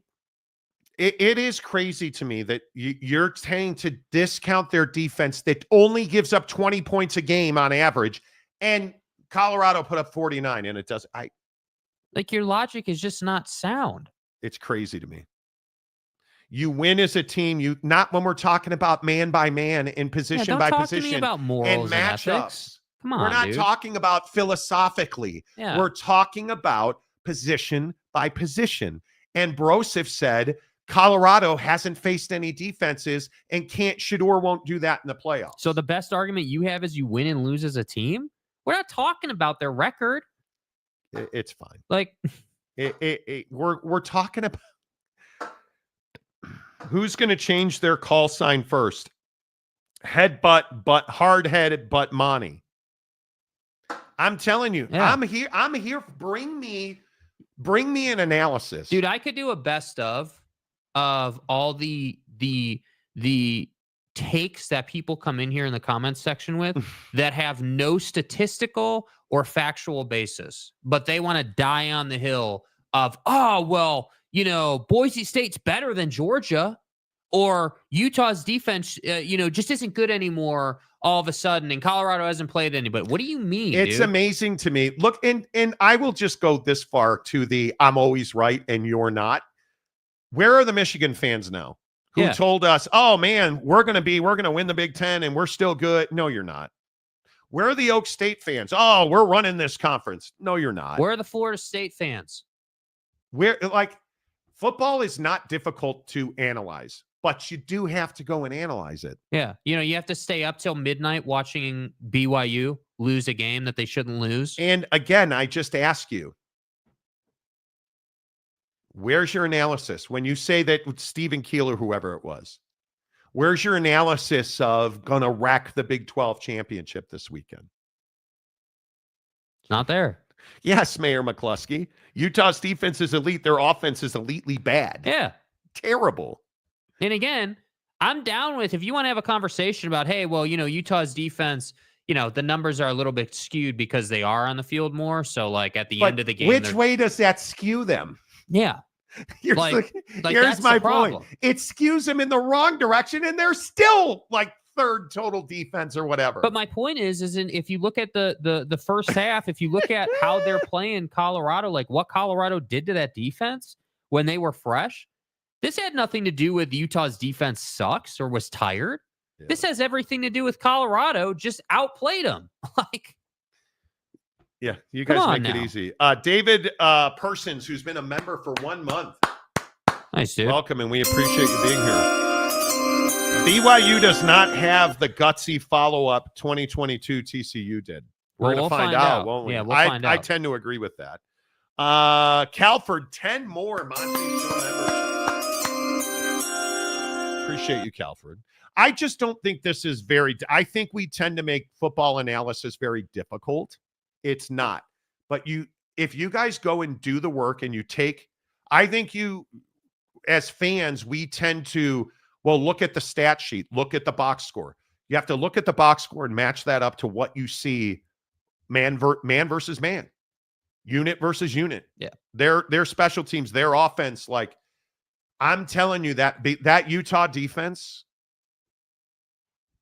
Logan Fano is having a really good, Van Fillinger is having a really good season.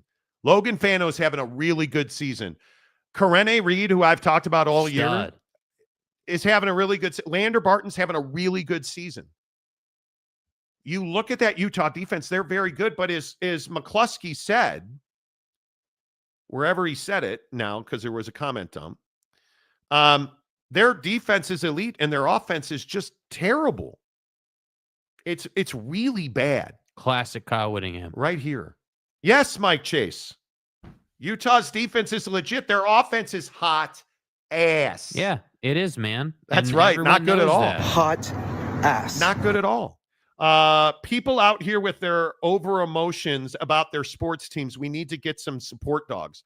And I'm begging you, take your emotions out of analyzing your team and you'll get a lot closer to what reality is. Yeah. We're not right accidentally most weeks on this show picking games. You got to take emotion out of it. I don't have a dog in the Big 12 fight. I wish I had a dog in the Big 10 fight with Notre Dame football, but I don't. But you can look at this conference. The Big 12 is not some great, awesome football conference. The ACC is an absolute travesty of a football conference. It's embarrassing how bad that conference is. And the Big 10, this is the argument we had sometime last week about, is the Big 10 truly an elite football conference? And I'm telling you, Penn State's not a great football team. And I believe I almost predicted the Ohio State-Penn State score to the number. And that's with a terrible pick six from Will Howard. Yeah. Because if you look at it positionally and group by group, man by man, there's not a matchup that favors Kansas this weekend. Colorado, Shedeur would have to throw, in my estimation, 3 interceptions for them to lose that game. And one of them would have to go to the house. Or I'm sorry, as they say on SportsCenter, one of them would have to go to the crib. Can we please never say that again on SportsCenter? I look at something in the order of BYU and ASU. Whose spirit's going to get broken first? Because Cam Scadaboo will break your spirit. He'll hurt you. Yeah. The question isn't whose spirit's going to break first. The question is how long until BYU's spirit breaks, because Kenny Dillingham's team's not going to break. And I think BYU is in this for their lives. Yeah. Because from what I understand, people I've texted with this week down in Provo, they're calling this their game. Well, it is. It's the entirety of their season. Do you understand how big this game is? Do you understand the leverage and what's on the line in Tempe on Saturday afternoon? We're going to find out who BYU really is, man. man. Like, this is that game that measures your team. And donuts. But Monty, we want to wish our team to be the best. We do. I wish the Bears were the best, and they're not. No. Stephen Keel, how many of those defenses are in the top 12 national like you see in the playoffs? Like I said, not Big 12. Utah and K-State are nationally ranked defensively. Like if you look at the FBS defensive rankings, Stephen, have you looked at this, dude? Well, I'm serious. Have you looked at this? I'm asking you point blank, because I'm telling you, if you're going to make the argument that these teams are not, it is one of these things where you're going to have to figure out pretty quickly that Fresno State's is supposedly the best defense in the country.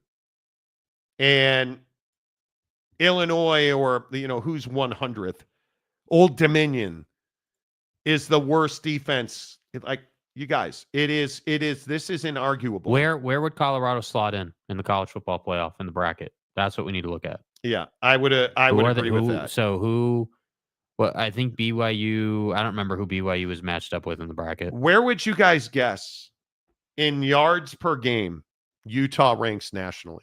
Because they're not very good at all. Remember, Utah's defense sucks ass. Yards per game, they're 23rd. They suck. They're terrible, yet they're in all of college football. 23rd in all of college football. BYU is 21st in all of college football. And I know they're just garbo, man. Texas isn't good this year. Who's number 1 in yards? Can you remind me? Yards against per game? I can't. It might have been A&M or Tech. It's Texas. Oh, that's right. But we don't know who's number 2. You guys don't know shit from Shinola there, Monty. Who have I told you is one of the best defenses in the country all year? That'd be Ohio State, number 2. Oh wait, but Boise State would run all over Ohio State. Yeah, I mean, Ginty would run for like 400 yards in that game. Come on, guys. It makes me crazy. Come on, guys. It makes me crazy that I think you guys just don't look at this stuff. I honestly think that's what it is. That you guys don't look at this stuff. Who would BYU or who would Colorado play if they were in BYU slot? Man. Colorado, if they were in BYU spot, if you look at this graphic. If you look at the bracket. Colorado would be matched up with Ohio State. And I think that would be a very difficult match. That'd be at the shoe. Mm-hmm. So I think that'd be a very difficult matchup. But would anyone be surprised if Colorado had 34 points? 34? I would not be surprised. I wouldn't be surprised. Now, I'm not saying they'd win. And again, I think Ohio State's defense is really good. Are they the second best defense in the country? They're not. But why are they ranked there? Because they've only had a couple of really difficult opponents. And I think only one, Oregon. Because Wisco's not good. Penn State's offense is not good. Yeah. They're beating up on a bunch of also-rans in the Big Ten. Stephen Keel, you want to talk about a conference that's not great? The Big Ten is not great. But you look at the numbers, I'm telling you guys don't understand. I can only say it so many times, and maybe you'll listen eventually. Utah's defense is elite. Yes. Their defense is nationally respected. Their defense is elite. My guy, like, do you understand that when you look at defense, like everybody mocked me for Ole Miss's defense, saying that Ole Miss's defense is elite. How many of you guys were like, oh, you're just a Lane Train guy? Do you guys understand that Lane Kiffin has given up 13 touchdowns on the year, tied for 6th in the country with Notre Dame and Penn State? But you guys told me I'm an idiot for saying that. Like I can only go so far. And then you look at the teams that are like, if you're top 50 in the country in defense, you're really good. And are you the elite of the elite? Yeah, you're probably not Texas. You're probably not Notre Dame's defense is really good. Oregon's defense is really good. Your Georgia's defense. Georgia is 15th in the country in defense without their 3 best rushers up front for most of the season. So is Georgia's defense really good, or are they what the stats say? I think their defense is elite and they're far better than the stats say. Yeah. So we can go round and round.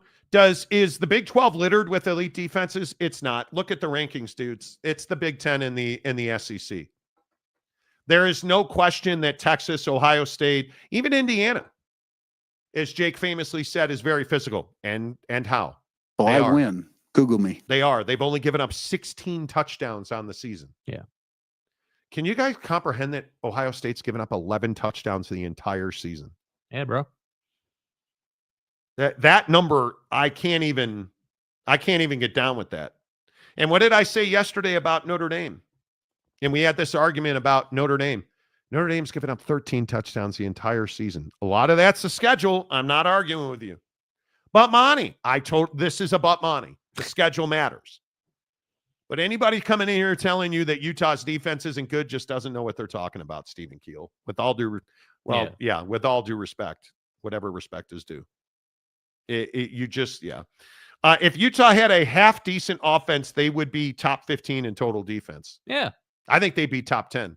They're on the field so much. It's so much. Do you guys understand that Utah's been on the field for 621 defensive plays? Like, bro. Ohio State's been on the field for 589. Penn State 597. Indiana 611. Texas 631. Army 523 for Army. Haven't played anybody.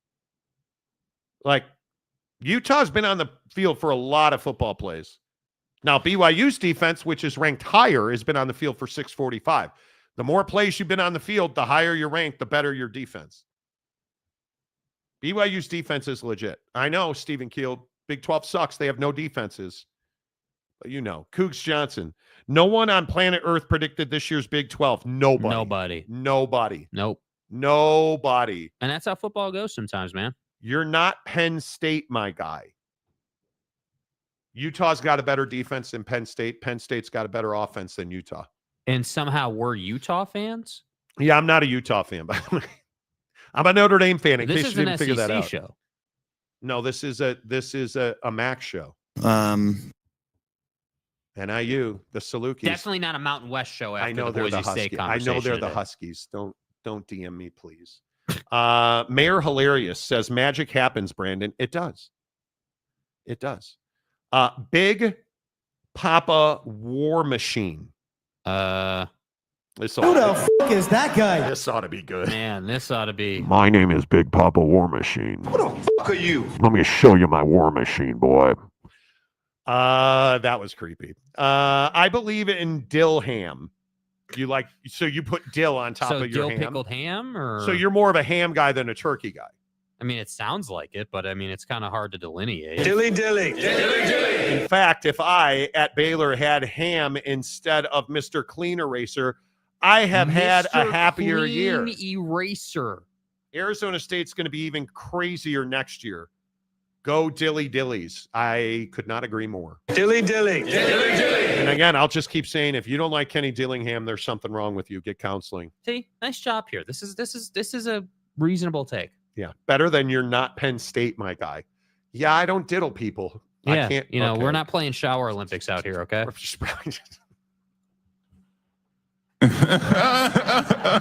But Monty, it wasn't in the shower at Penn State. Yeah, we're not. We're not forcing guys to bring a knife to the locker room.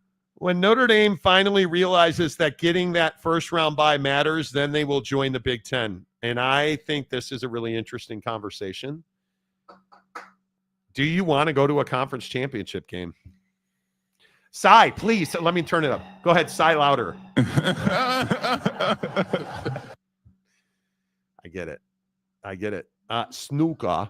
I thought this was a big Sky show. Yeah, we evolve. We're all in. We evolve. Hey, man, who don't want to go to Laramie? Yeah, we're all in on being a Hawaii show and a big Sky show, and a smoke show. A smoke show. Smoke and mirrors. That's our thing. Big Papa War Machine. I've pickled a lot of dills. Yeah, I've heard that about you.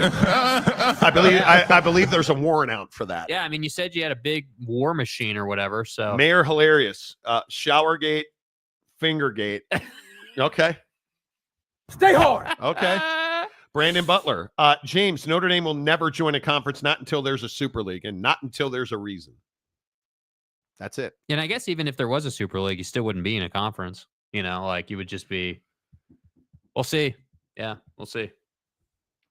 Spencer Allred. Indiana is yet to play a bowl eligible team. Truth. Are they fraudulent? No, sir. Are they legitimate is the question, because I think they're about 90% fraudulent. And the thing that worries me about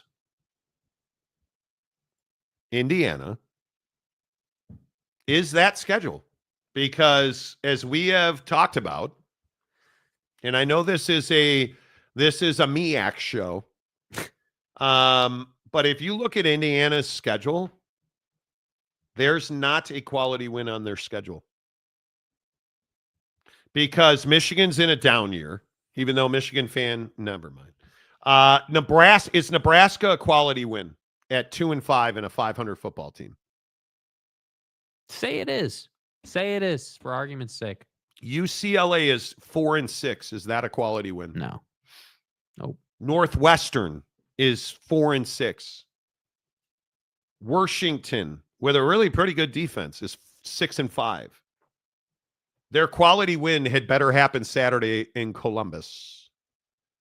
And I think that defense needs to take advantage of the Ohio State offensive line. And Travion and Quinshawn better have big days. And I need to see the best wide receiver in the country come through and make plays against that Indiana secondary. No stupid pick sixes in the first quarter. Will. Show me who you are, Ohio State. Show me your war machine. We'll find out. Mayor McCluskey, Indiana's about to lose 62-3 this weekend. Well, they're not going to play any of their number ones, so, you know. I think if let's say they lose 62-3, are they in the college football playoff? Okay, let's say they lose 17-14. Yes. They're in the college football playoff. Yes. If they lose 38-6. See ya. I think style points matter this time of year. Well, with what their story is, style points matter more for Indiana. Like, did you say but? No but Monties. Damn it. Tom Dean, hello. Indiana, Notre Dame, Ohio State. Okay, but I'm not waiting for you guys. But I'm still waiting for you guys to tell me how many holes are in a straw. Well, I mean, see, this is a legitimate question. That's right here, down man. the list from is soup cereal or is cereal soup? Yeah, like, is a hot dog a sandwich? You know, I mean, well, it is. I think we know that. I think we know that. But you know, there was another one, and I can't remember what it is. Hot dog a sandwich? Is cereal soup? How many holes are in a straw? How many holes are in a straw? There was another one. There was another one. Yeah. I can't remember what it is. No but Monties. That's exactly right. No but Monties. That's exactly right. Arizona time zone. Yes, Tom. Yeah. 5 o'clock somewhere. What time is it in Arizona? What time is it in Alaska, bro? Bro, I am so checked. I'll be honest with you. This has been a tough week for me because I'm ready to go. I leave for Hawaii on Sunday. I am playing golf Saturday. The new PXGs. Good graciousness. I hit a ball last night that is the hardest ball I have ever hit on Mevo Flight Scope. And it's redonkulous. Yes, that is absolutely one, Mr. Preston. Hey, text me, Mr. Preston. We need to set up our crackers chips. Yeah, our crackers chips. Hey, man, goldfish are crackers, right? No, jerk. Yeah, Mr. Preston fixed my Jeep. Yeah, our Mr. Preston. If you're in Utah, Mr. Preston's your mechanic. The guy is an absolute real dog when it comes to fixing cars. He hasn't played any legitimate defenses, but he can fix your tailgate. Yeah, no but Monties when it comes to your hindquarters of your Jeep. I cannot tell you how much I took for granted the power lift arm on my tailgate of my Jeep. I have a Jeep Grand Cherokee Summit. Yeah. And the tailgate wouldn't go up or go down on it. Like it just had been a problem. Mr. Preston, Mrs. Monty goes on Amazon. She got so tired of me bitching about it. She goes on Amazon and buys a replacement part. Mr. Preston doesn't make me bring it to him. He comes to my house, puts the thing on the car, and we couldn't get it to close all the way. I talked about this yesterday. It wouldn't like snug up. Yeah. You know, like it closes and then it didn't seal. Seals. Yeah. Done. It's sealing on its own. Opening, closing. No but Monties. No more headbutts of my tailgate. Like, dude, I cannot tell you how many brain cells I killed, as you can tell, hitting my head on my tailgate of my Jeep. Yeah. Not anymore.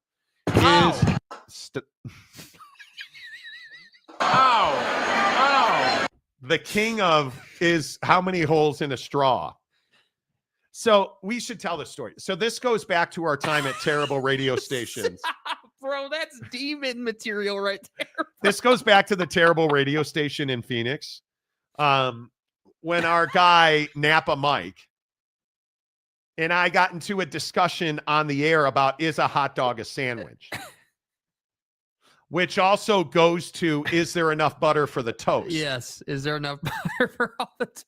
So now Lopes fan Gabe, who's a long time on the show, shows up to ask, is a Pop-Tart a ravioli? That's awesome, bro. That is truly awesome. You know. And then Spencer Allred has to ruin it. Is cereal soup, is a hot dog a sandwich, is the Big 12 a respectable conference? Tired of Big 12 disrespect. Fire Dave Aranda and the conference will have respect. Fire Mike Gundy. The conference will have respect. Make Joey McGuire make significant changes on his coaching. Don't know. You're not going to play me like a wind-up toy, kid. Too late. Is a Pop-Tart a ravioli? That's incredible, dude. Christmas, I cannot wait. So our swing, the way our Christmas trips work is we go to LA and then we swing back through Las Vegas and Mesquite to play golf. There is it Edna's? I can't remember the place in there's an Italian restaurant in Las Vegas that is the Rigatoni. You talking about the place in St. George or in Vegas? In Vegas. There's an Italian restaurant in Vegas that is A1. Oh my God. Travis, Dave Aranda going to win the Big 12 for Monty. No, but Monty's. Nope. I hope he does. Baylor, I think Baylor's trying to do the right things. They just don't know what the right things are. Yeah, well, the right thing wasn't extending, buddy. I can tell you that.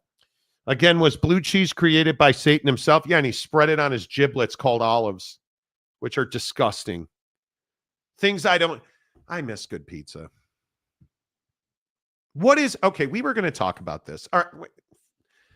No but Monty's. Got to get to Prize Picks. And then we're going to talk about what Delta Airlines did to their food that absolutely pisses me off and excites me at the same time.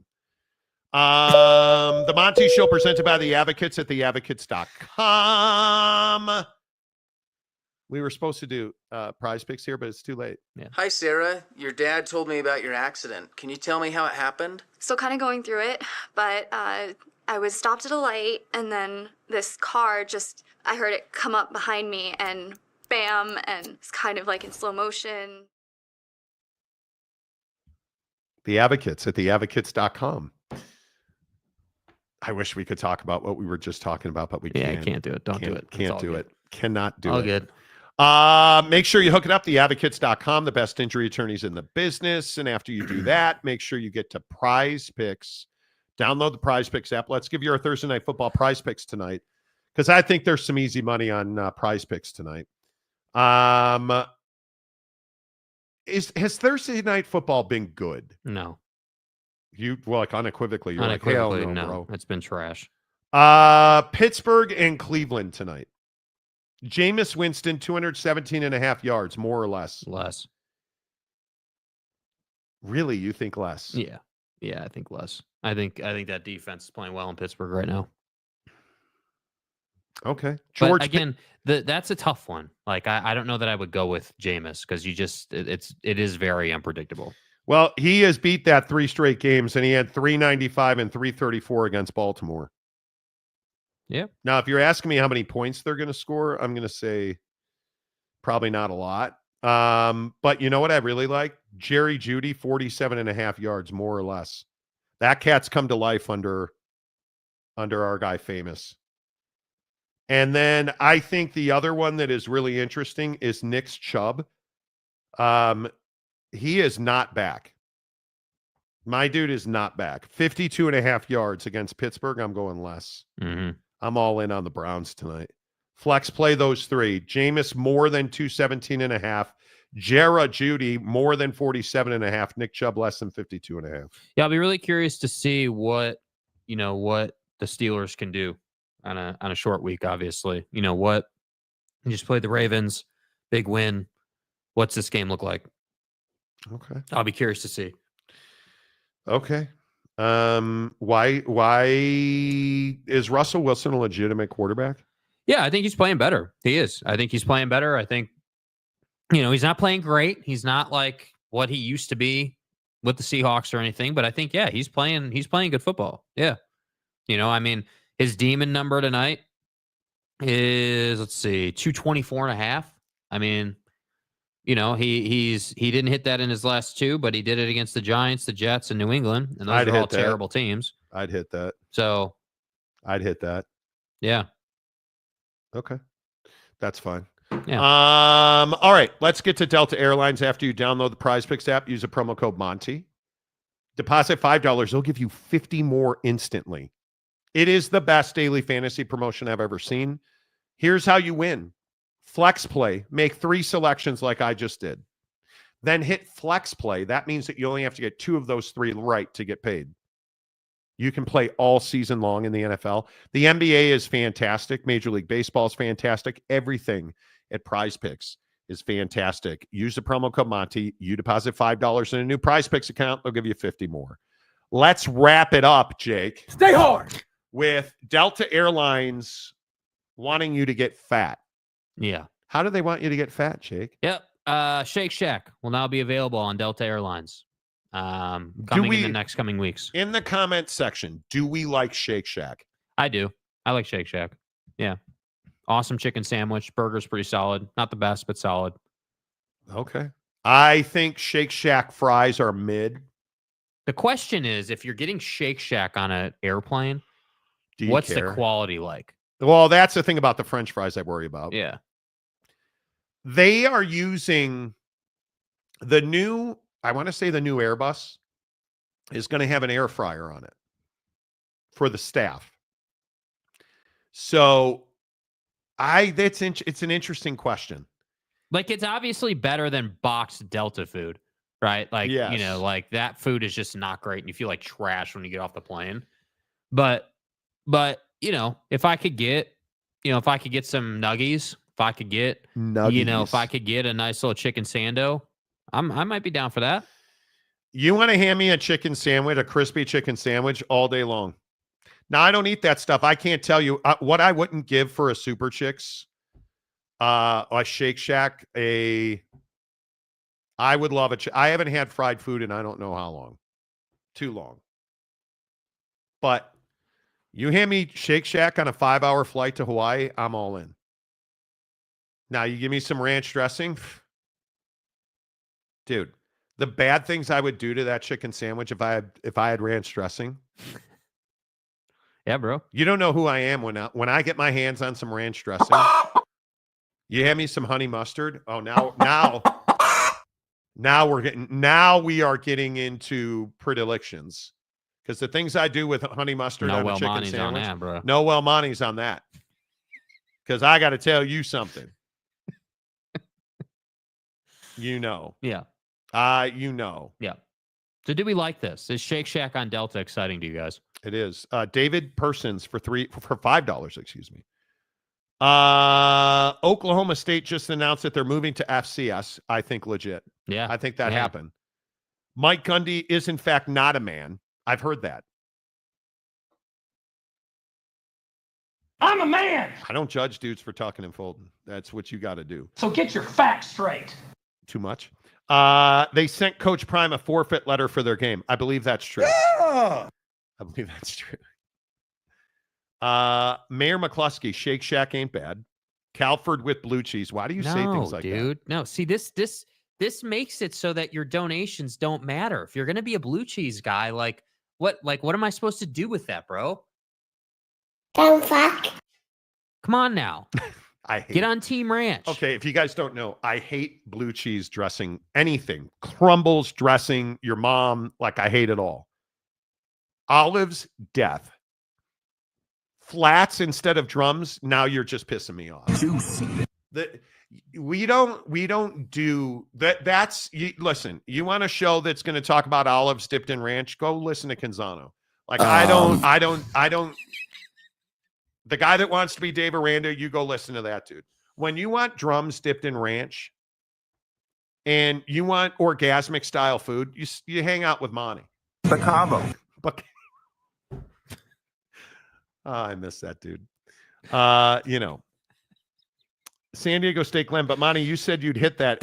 No, but Monty's, bro. As you like to say, why choose violence, or am I missing something? Bro, you hand me a Shake Shack chicken sandwich on a plane, I will cover it with a blanket. I'll drop that mother. Yeah, I'll cover it with a blanket. But it's happening. Yeah. I'm going to hell. And donuts flying first class. Is there another class? Bro, chill, dude. What? I don't sit with the commoners. Come on, bro. Come on. Oh, I win. Google me. Google me. Yes, I'm flying first class. My doctor says I'm healthy. My doctor told me to cut out fast food. Hey, man.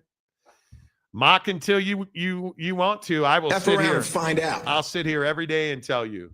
Perfect blood pressure, perfect cholesterol, perfect blood work, A1C, triglycerides. It's all good, man. It is all good. I like Shake Shack, but I'm flying Southwest. Okay. Dude, see, again, what am I supposed to do with that, bro? You see, and we don't allow that kind of dirty talk on the show, like flying Southwest. Bruh. I mean, that's one of the lockdown shows. Go talk about Southwest Airlines and the generics. I mean, yeah, come on, dude. What are you, Alaska Love Field Airlines? is much less crowded than DFW. P.S. I like chicken Iggy's. I'll give you a pass on the Iggy's. You meant Nuggies. I'll give you a pass on that. Okay. Yeah. Okay. Shouty says Shake Shack's okay. Ron says Iceberg Drive-In, best shakes, kick-ass onion rings. That's actually facts. Iceberg shakes, phenomenal. Have you been to an Iceberg? Back in the day when I worked at the hospital, we would go to there was an Iceberg down the street. Okay. Their shake Never been game, there. crazy. I'll be honest, I miss eating crappy food sometimes. Here's my boring ass food life. Yesterday for breakfast, I had a cup of oats, cinnamon, creatine, blackberries, and blueberries with this nut butter that I don't love. It's like almond butter, cashew butter, peanut butter. Grow up. That's my breakfast. For lunch yesterday, I had leftover turkey with green peas and mashed potatoes mixed together. And then for dinner last night, I didn't really have dinner. I've been trying not to eat dinner. But you went to the range. I went to the range, came home. My wife, while we were at the range, had baked sweet potatoes, brushed on olive oil and then she puts them in the oven. Had one sweet potato. It was amazing. Nothing on it, no dressing, nothing. Just a little sea salt, olive oil, boom. Mm-hmm. That's generally what I eat on a daily basis. We will occasionally. Over the weekend, we had a margarita pizza from Costco. Pretty good. Like when we have mashed potatoes, my wife actually gets the gold potato and makes mashed potatoes. So there's no like butter in there. I miss crappy food. There are times, and I drive by. I never leave. Do you know what else I figured out? I never leave the house. I don't. I don't leave my house. Like I go to the studio and then I'm at the crib all day long. Yeah. Last night, like driving the indoor range I go to is a 3-minute drive from my house. But during yesterday morning, I hadn't checked the mail in like a month. Yeah. So yesterday morning, I go outside and it's freezing cold. I got diamond cutters on. And I walk down to the mailbox. Yeah, I'm like, why am I leaving the house? It is too cold. It's a bad idea, bro. It's bad for business, man. And so on the weekends, I drive by Jack in the Box. I'm like, damn, that smells good. Yeah. And then I go to Chipotle instead. And I get double chicken, black beans, brown rice, and pico. Are you off the braised brisket grind? Yeah, too spicy. Yeah. Lights it lights. I'm so Caucasian when it comes to hot and spice. that I don't enjoy it. So like when I eat out, it's Chipotle. Yeah. Last Friday night, a friend of ours had a birthday celebration. Tried to eat out. What did I have? I had like these grilled shrimp taquito things.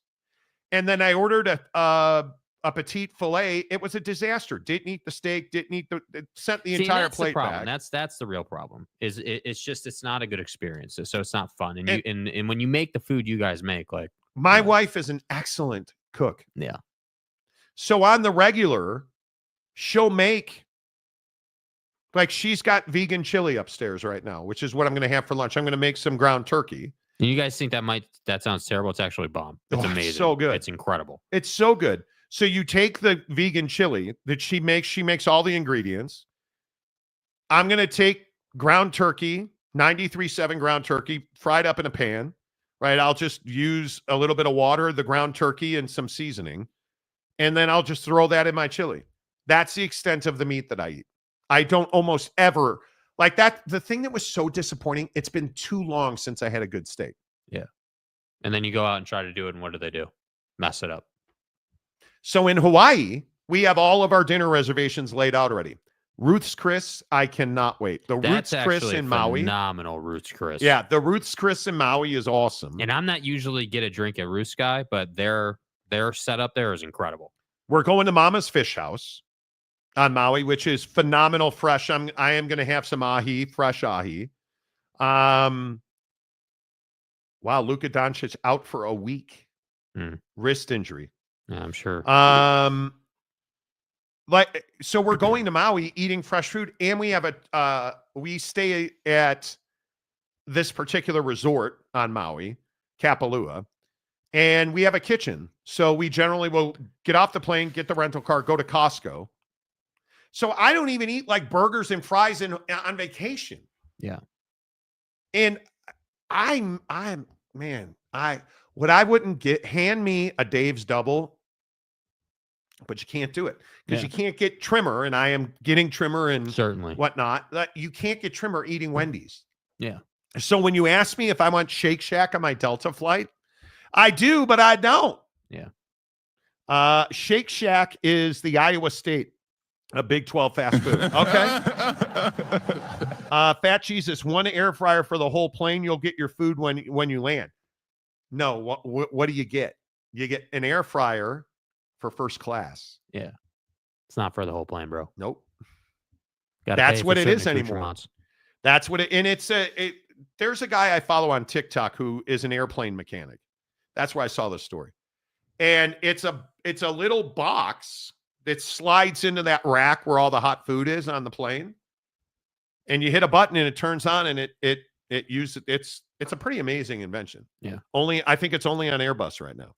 Welcome to the nightmare. I think it's a good idea for Shake Shack to be on Delta. I'm just worried about the quality and freshness. Yeah. Absolutely. Yeah. Ranch versus blue cheese, the new political debate. I'm in the middle. I like both. Stop. Okay. There's no way. Okay. And donuts, white or dark meat? Well, it depends on her personality. Okay. White meat on turkey. Yeah. The gravy's the critical part. My wife made this mushroom gravy. Oh my God. Life hack. If you're going to eat airline food, have some tomato juice too. It keeps the gas from bubbling up and scenting up your seating section. You're welcome. But what fun is that? Yeah, I don't need to. Yeah, I'm not drinking tomato juice with all due respect, bro. No, I usually will get I'm going to bring my canteen this time. Smart. My like thermos thing. Yeah. And I usually fill it up before I get on the plane, and I drink that because I don't like drinking water out of plastic bottles. Nah. It's not my jam. I fly Southwest. I read that one already. Colbert wants to make the Boise State argument. We're past it, bro. Yeah, back to the beginning, dude. Blue cheese and bidets. Exactly right. Exactly right. Who gets the last comment today? Mayor McCluskey. Chipotle gives me echo farts all day. Bro. Dude. Today was that day. Do you guys know my alarm goes off at generally I wake up at 4:02 every day. My alarm goes off at 4:10. No, it's not easy or fun. No, it's not enjoyable at all. Even a little bit. But I was in that mode today where I was like, yeah, maybe I just go back to sleep. Maybe maybe I sleep till 4:40 today, and then I don't, like, I was doing the math in my head. And so it's 4:04, 4:09. I'm like, just get out of bed. So I just get out of bed, hop in the shower. But I say that because, yeah, I had an echoer in the shower today.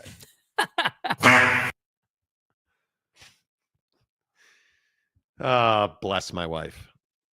Absolutely. This is... Oh, wrong button.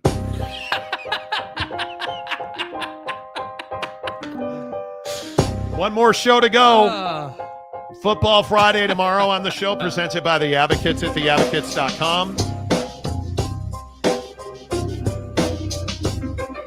I cannot wait. A week from now, I will have played Kapalua and Kaanapali. Let's go. Hawaii on Sunday, one more show tomorrow. Full preview of everything in the Big 12, the SEC, Ohio State this weekend against Indiana. All of it coming up tomorrow on the show, presented by The Advocates at theadvocates.com. And because Glenn is a long-time listener, Jake, say screw the tomato juice, farts for everyone. Screw the tomato juice, farts for everyone.